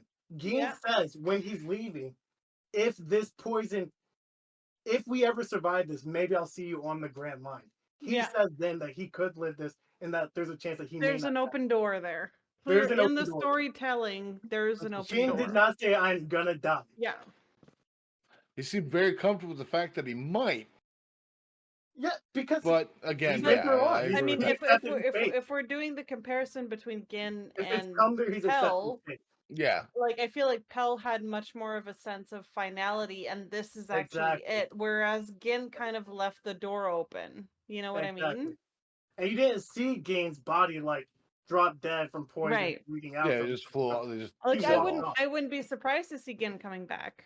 I actually would kind of welcome it. I think he was a fantastic character. I'm looking forward to seeing him. I think he was one of our first super deep bad guys. Oh, we loved him. Oh, he was great. We were suckers freaking. Oh yeah, I'll suck his dick any day. 100%. Oh my god, that is not what we were saying. Figuratively or whatever. But that's really just what it's a cartoon, but it's a person versus the others. I cannot give you any reason to explain how Pell should be alive. With the other ones, I think the fact there's even a possibility is just the same reason that there could be a possibility that they could have been dead. Is the same reason that you should be okay with the possibility that they're alive. I just want to point out what Joe said in chat about Pell also had the emotional scenes in the flashbacks, so that's why it hits just so reinforcing hard. what Kevin's saying. Right, Yeah. exactly. Exactly. It's we get this character that is so fucking devoted to I his will say, like- princess, to his kingdom, and he puts his life on the line, and that's kind of cheaply taken away from him. Like that was his purpose. Like that, you know, the spirit, like the guardian spirit of Alabasta, Like the statue is crumbling. right. Yeah, like all it the was so symbolism. significant, and they ripped it away from us. And that, to me, makes it particularly egregious as compared to the other quote-unquote fake out. That being outs. said, I've said it before. It doesn't get worse than that. That I can. I'm glad. Thank Christ, because I probably won't want to read it that's anymore. bad. The Dory Pierogi thing, the thing that pissed me off about that, I mean, that's it annoying. was like, oh, they've been fighting for 100 years. They've weapons. If you get shot by an axe that's dull in your shoulder, that's going to deal and actually break skin. That's dealing so much fucking damage. Well, it did. That is ripping your shit to fucking shreds. It knocked him out. It was strong enough to pass him out. Yeah. But I mean, also, if you got a building dropped on you, you would die and not stand up and pick it up. Well, that's Solo. Where do you Okay, suspend your Solo. disbelief Okay. of him versus a giant? I mean, that's fair, but also Zorro is king. But then again, Zolo's a main. Zolo. The giants are main characters of their own story. That's how big One Piece is. Everybody has their own thing going on. They're all so tough. They're not the only. Zoro and Luffy are not the only tough people. I think my only issue with the Dory thing is the way they explained it. To me, that meant like to me it came across as like, oh, it wasn't the most eloquent. It wasn't the most. It's like, oh no, they've been fighting for 100 years. Literature-esque or artistic. Yeah. Or it's like with Vikings, it's like the only thing they do is they're not going to let their weapons fall into. For me, the Pell thing was such a beautiful example of what a tragedy is. Like it was sad and it was emotional and it was heartfelt and it meant something. It meant so much for him to take that bomb away. Like, and that's what breaks my heart is I think I might have told the boys about that, and we might get into it when we go into the episode, but like it's kind of like if Belmire was resuscitated. Oh dear God! You know what I mean? Like to me it's a very similar example of self-sacrifice. And I want to know where Oda's going with that. Like it hurt me because we see all of this background. We see the interactions with Pell and Vivi when she's younger and the whole like you can tell that he loves her deeply and that he wants what's best for her, and he shows this in a very significant way. I realize that she's the best path for the kingdom. And then it's just ripped apart for no fucking reason. That's what pisses me off, is that right now it means nothing. It meant so much more when he died. Like I like there's nothing that comes of him surviving. And I hate to say that because he was a good character, but his character meant so much more when he was dead. After that event, let's you remove the stakes from it. Exactly, because then what does it mean? What does it mean? It means nothing. Anyway, I feel like I'm getting on my high horse. No. Like I agree with you. I get angry about that. For me, like I felt the same way about Igaram. No. It was like they got written out. This is the person paying the ultimate for their country. These are ultimate patriots, putting their lives on the lines to help their kingdom survive. And then it's like, oh yeah, they're alive. Well, one of the best things you do. What's wrong with the ultimate patriot putting their life on the line for their country? Well, it's like they put their life like. I understand the Igrams. I'm starting to turn around. stuff. Like I'm starting to see it's like now, like with the fact that we know where Nico Robin's gone. Right. Now it makes a lot more sense. That makes more like, sense. No, yeah, it's like yeah. no, she like pulled him out of it. Yeah.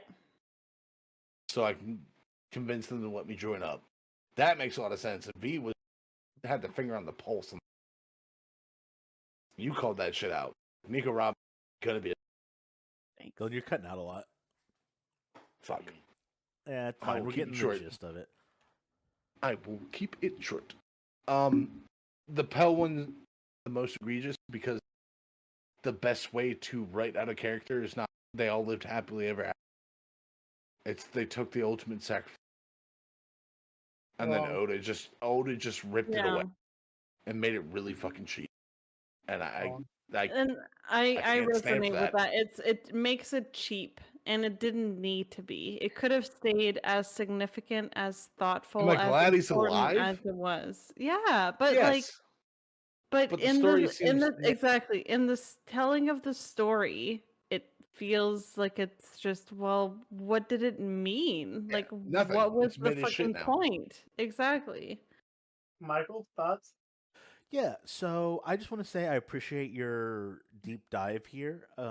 Again, as someone who takes issue with some of the fake out deaths myself, I definitely see where you're coming from. I think Mary, I think Gin, I'm still kind of hung up on Dory and Brogy. My first ones. Yeah, I still don't know that was that great. Maybe it's not as egregious as the Pell stuff, but it certainly was the worst up to that point. Yeah. I can look past Mary. I can look past Yin. Yeah. Agreed. And I think we're all on the same page here. That no one here is saying that Pell is actually a really good death if you think about it a different way. I don't know that anyone is actually going to disagree. I think there might be some minor nitpicks about the prior ones, but not that one. But my tier list wasn't a reflection of Pell as a character. It's just how it was handled. Yeah. Right. But I'm curious to know, Jordan. I feel like we haven't heard you talk about the Pell thing very much. Jordan. What are your thoughts? So, yeah, the Pell thing was terrible handling. I feel like. Did you recognize it in the moment, or did it take after the fact for you? Honestly, I think it took me a minute because I just kind of glanced over that panel. It's so quick. Yeah, it is didn't very really quick think about manga. it until so later. Quick. It's one single panel, or like half a page at the very most. But honestly, the fake out deaths in general have never really bothered me. I've been like, okay, yeah, that's just this is just how the story is being told. This is just Oda's style, yeah. Yeah, I mean, this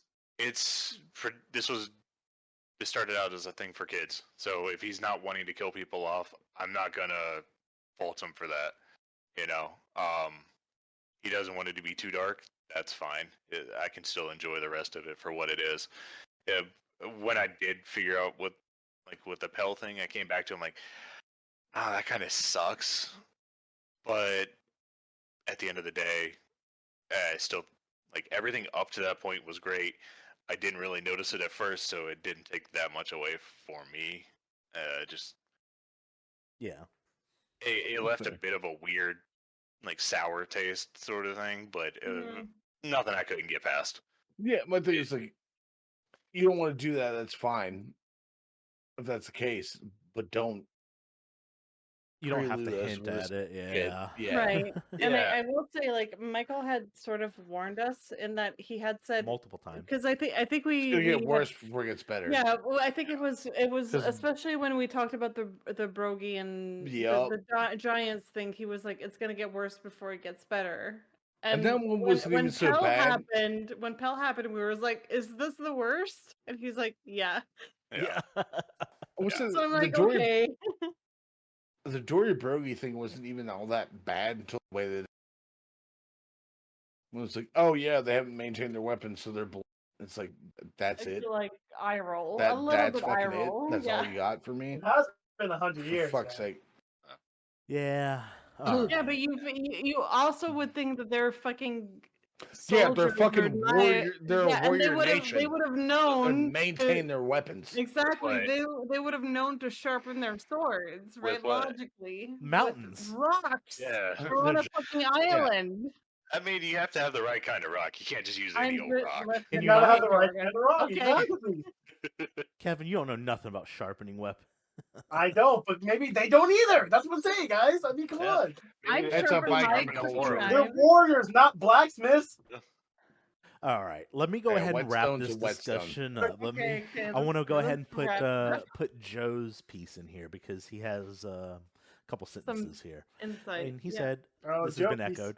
At this time period, Oda didn't want to be that dark, so he tried to keep it light and not have deaths. With Pell, obviously it backfired.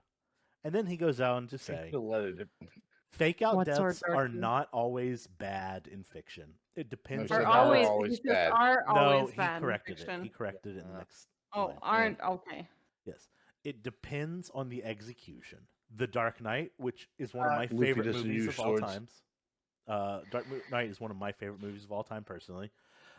Gordon's fake out death was great for that story.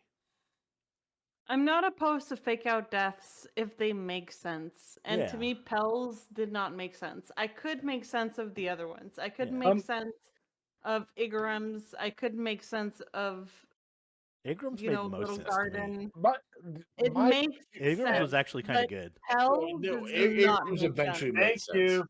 Yeah. Can I say one more thing about Pell? Yeah, go for it, honey. With this being like my 6th or 7th time through Alabasta, that bomb looks weaker and weaker. Oh, I looked at this no. and I was like, Boo. I looked at Boo. this and I Stop was it like, now. I want to Stop it take now. that shit. Oh, let's Stop let it. Kevin I was judge like, his bombs on site. Is it TNT? I was Is like, it Usopp would take C4? that shit, dog. All right, Jordan was saying something. I don't know. I lost my train of thought. All right. Yeah. Well, I know what it was.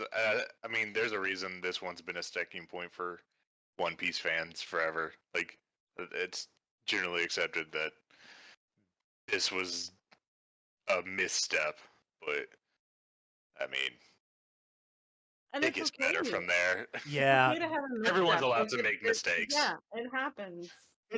It's okay to have a misstep. I hope you learned I just from want to it. be clear that this is Oh, I think so. first I think we are entering peak, so be on the lookout. And I'm looking forward to it. I'm going to go ahead and say that we're going to go ahead and bring this discussion to a close. I did have some D&D sheets here. I'll go ahead. Actually, you know what? I'll go ahead and bring them up. I'll bring them up. Give me just a second to get these set What's up. it?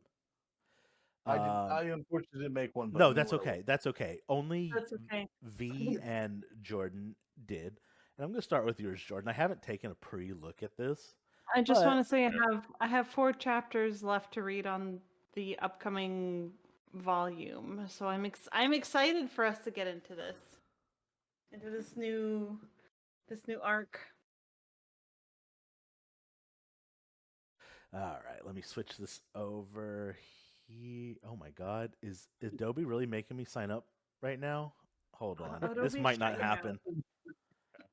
Adobe is being Adobe, which is Oh, very no. Adobe thing to do. That is such an Adobe thing. Oh my God. All right, so this is Jordan's Tony Okay.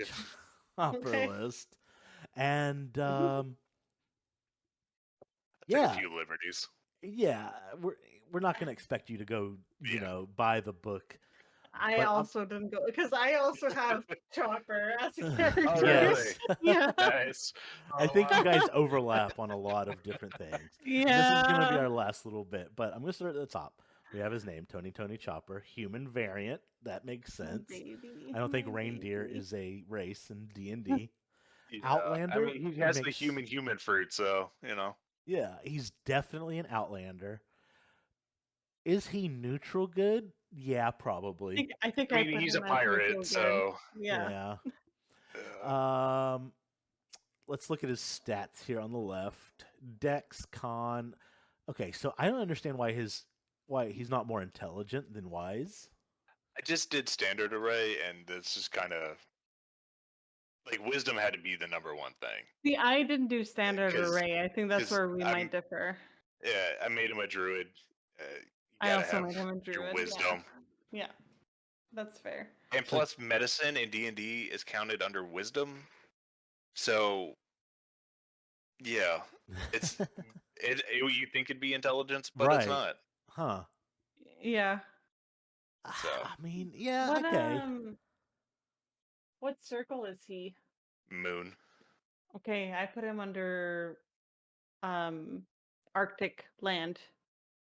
I can get that. Okay. I was thinking of like the with the wild shapes, circle of the moon. Kind of, they have like a more combat focused like wild shapes, and I took all of his different forms as different wild shapes. Okay. So his personality trait is cute. His ideal is to be a darn good doctor. No objections there. Bonds, Straw Hats, Hero Correa makes perfect sense. Flaws, can't hide or take a compliment. Yes, absolutely. Okay, very true. Now down to his features and traits. Healer, is that actually D&D or did you just make that up? No, that's a feat. I gave him that as a variant human as healer. Like, there's more to it than just that. That's just the snippet that I added on.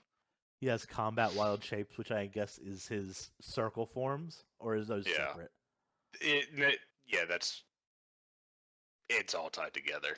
Okay. I just kind of mix mash like One Piece stuff and D&D stuff just to kind of fit it in. Okay. Herbalism kit, common, animal, medical kit, Rumble Ball, totally makes sense to me. Age 15. Is he 15? Yeah, I googled it. Okay. Eyes. Okay. I didn't Google this. Fine. Sure. Height varies, weight varies, brown hair, furry skin. Baby. He's just a little guy. Also cries all the fucking character time. background. Your mouth. Read Drum Island. Jordan said, "I'm not about to type this up." I have other stuff to do. I just have to address Dylan's comment on crying all the time. I cry all the time. If you hate on Chopper for crying all the time, you're hating on me. Hey, you just don't ever hear me talk about it. He does say a lot about behind your back. I'm joking. No. All right, let's look at his spells. Animal friendship, totally make. Oh, let's start with the cantrips. Mending, guidance, sure. Yeah. Friendship, animal friendship, cure wounds, charm person. Oh my God, yes. Good berry, yeah. Detect poison and disease. Healing word, jump. Okay, that goes with his forms. Yeah, long that strider. Makes sense, Yep, and speak with animals. Was that not? Do we know already? Animal friendship is different than speak. I feel like that would have been like a racial ability. Yeah. All right, animal messenger, beast sense, enhance ability. Yeah, I don't think anything here is really surprising. I like it. It's very fits. Good character. Yeah. Now I would play him. Now V's was a little bit more bare bones, I think. Yeah, I didn't go as. I should have made Sanji deep into it. And I have to say, I put him as in race. I put him as a halfling-ish. No, you put him as just a little guy. Yes, but in my mind, it was halfling. That's a little fella. You should have made him a Frobog. In my mind, it was halfling. So it looks like she went by the books on the traits and ideals and stuff. She said, "People, I'm committed to the people I care about, not to ideals." Yeah. And then this one really hits home. Someone I love died because of a mistake I made. That will never happen again. That was so Chopper coded. Really That's good. I rely on my friends for almost everything because I don't trust myself. Yeah, absolutely. I feel like Jordan and I agree on the alignment being neutral good. Yeah. I think. Yeah. Yes. I like the stats. However, these stats could really vary depending on the form, I think. But I like intelligence just from a by the book standpoint. But I feel like Jordan's he's more wisdom is medicine. Smart than he is wise in terms of just the character. But if I were to take him as a druid, I mean, I just think it's crazy that wisdom is medicine because that's really not how medicine works. Yeah, but I mean, there's a lot of stuff in 5e where it's like that doesn't make sense. Yeah. Now look at this eyes. Jordan said adorable. V said twinkling with joy. I think with ears. I think Jordan said furry for skin. V said I said fuzzy. And height small most of the time. Very small. Background sailor. You sailed on a. Yeah. Oh, this is from the book. Yeah, this is from the book. Yeah. Technically, he never sailed. I don't think that he doesn't necessarily have like the pirate side of him, but he most certainly has the sailor side of him. Yeah. I'm gonna move on to the spells here. We got Druidcraft, which I do not remember what that does. It's just making little illusions. Oh, okay. Mending, yes. Resistance totally makes sense.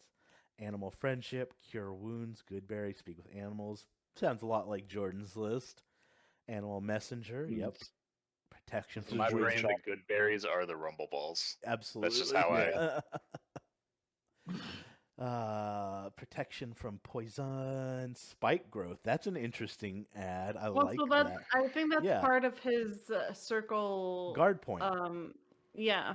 I think it's him being point. the Arctic thing. Absolutely. Yeah. But yeah, absolutely. I mean, you guys were on the same page more or less. I thought this was really cute. Twinkling with joy versus adorable, fuzzy versus furry. That was too cute. And like for any viewers that don't know, Jordan and I somehow have this like ability to make characters that are very complementary to one another. Oh yeah. Our characters somehow always have some sort of relationship, unbeknownst to ourselves. And it always ends very sadly. Yeah, someone dies. And people dying. If we were to make a character, it would have been Sanji as a monk. Okay. Shitload of points to survival because survival is cooking. Okay. High dex. Oh, high dex, high wisdom because it's honestly, probably. You cut out. I would say probably low charisma. Yeah. Okay. He has more charisma than he has. He'd be proficient in persuasion and deception, but he'd have a really. Okay. Yeah, I can see that. Yeah, for sure. Oh, Joe says Usopp would be an arcane archer from Xanthar's Guide. Love to see that sheet. Not on stream tonight, but if you ever get the... For whatever reason, he's only using a sling. It's like you could deal like twice the damage. With a bow? No, I'm going to use a sling. It's like, we have guns, right? Where's the fun in that? It's guns. Guns are very fun. Everybody as long has as guns. you're being safe. Put that out there. Gun safety is key. Mm-hmm. All right. Always treat it like it's loaded and you'll never have an accident. There we go. I am going to go ahead. It, what? I said, is that it? I think so. That's fair. Does anyone have anything else they want to add before we close things? Nothing too crazy. No, I think this was a good recap of what we went through. I'm very much looking forward to what Skypiea, I think is the name of the upcoming arc, has to offer. I've read a few. I'm not done with the first whole volume, but I've read a few chapters in the upcoming volume, and I'm very excited. Islands in the sky and whatnot. Here's the kingdom. What? He said Tears of the Kingdom. A little bit, yeah. And this has been a very exciting journey to be on, and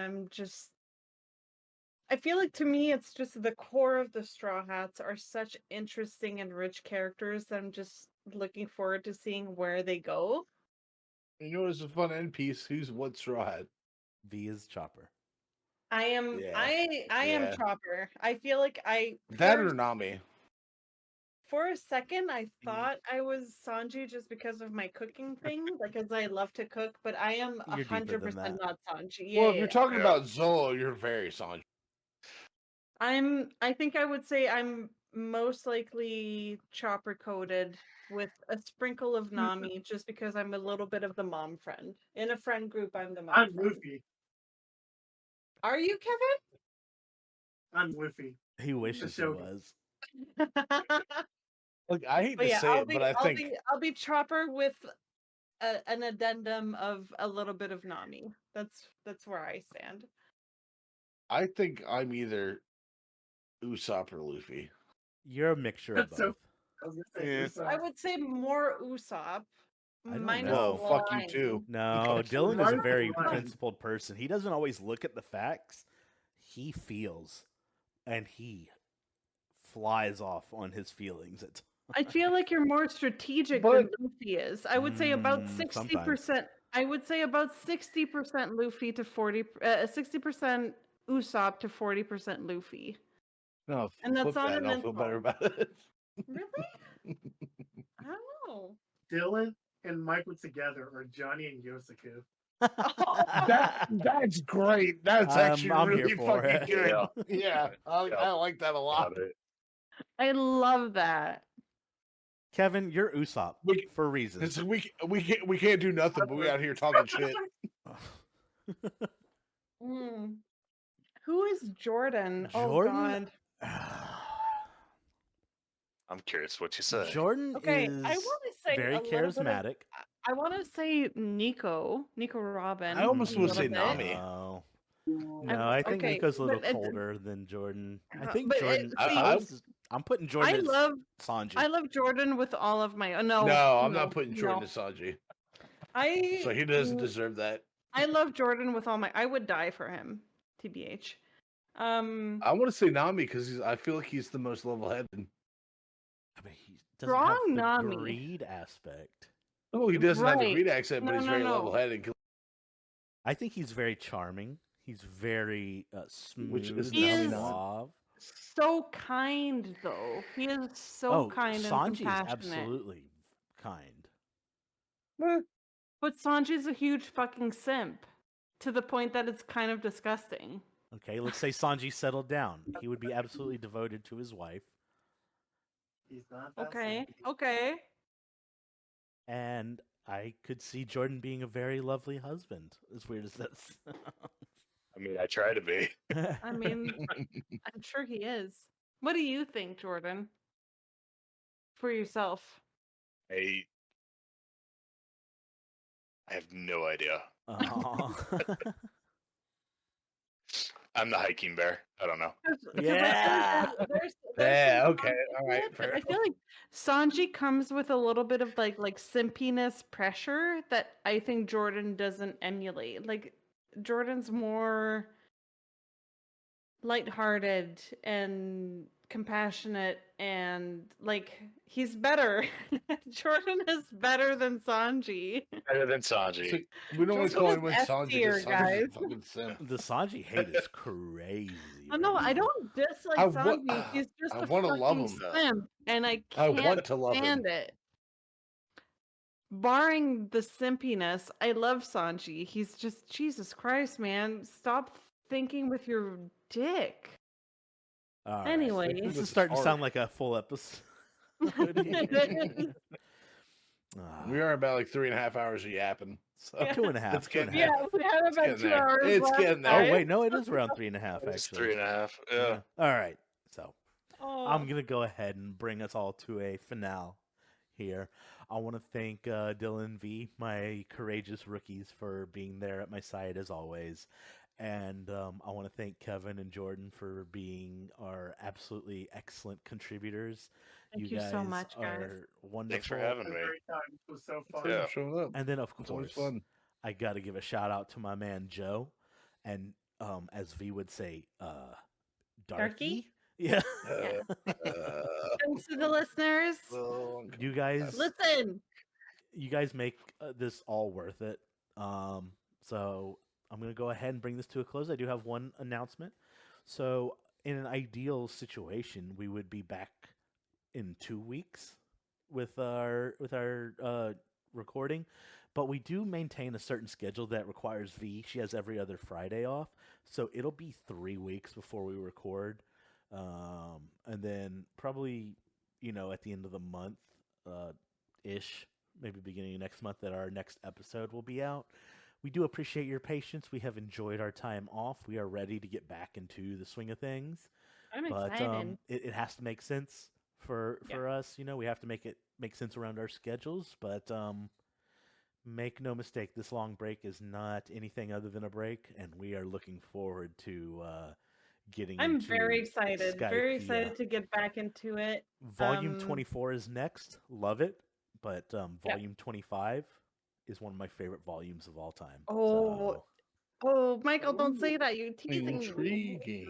But yeah, we just kind of to reassure the audience, we took a little bit of a break with the holidays and Michael going on vacation and doing this live stream. But I think all of us are very much engaged, despite the whole Pell thing kind of leaving a little bit of a sour taste in our mouths. We're still 100% committed to this project.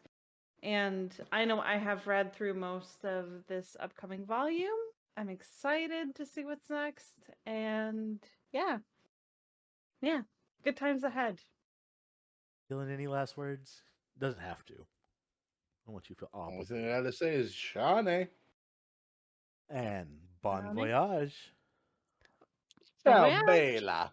Bye, everybody. Bye. Have a good one. Shane.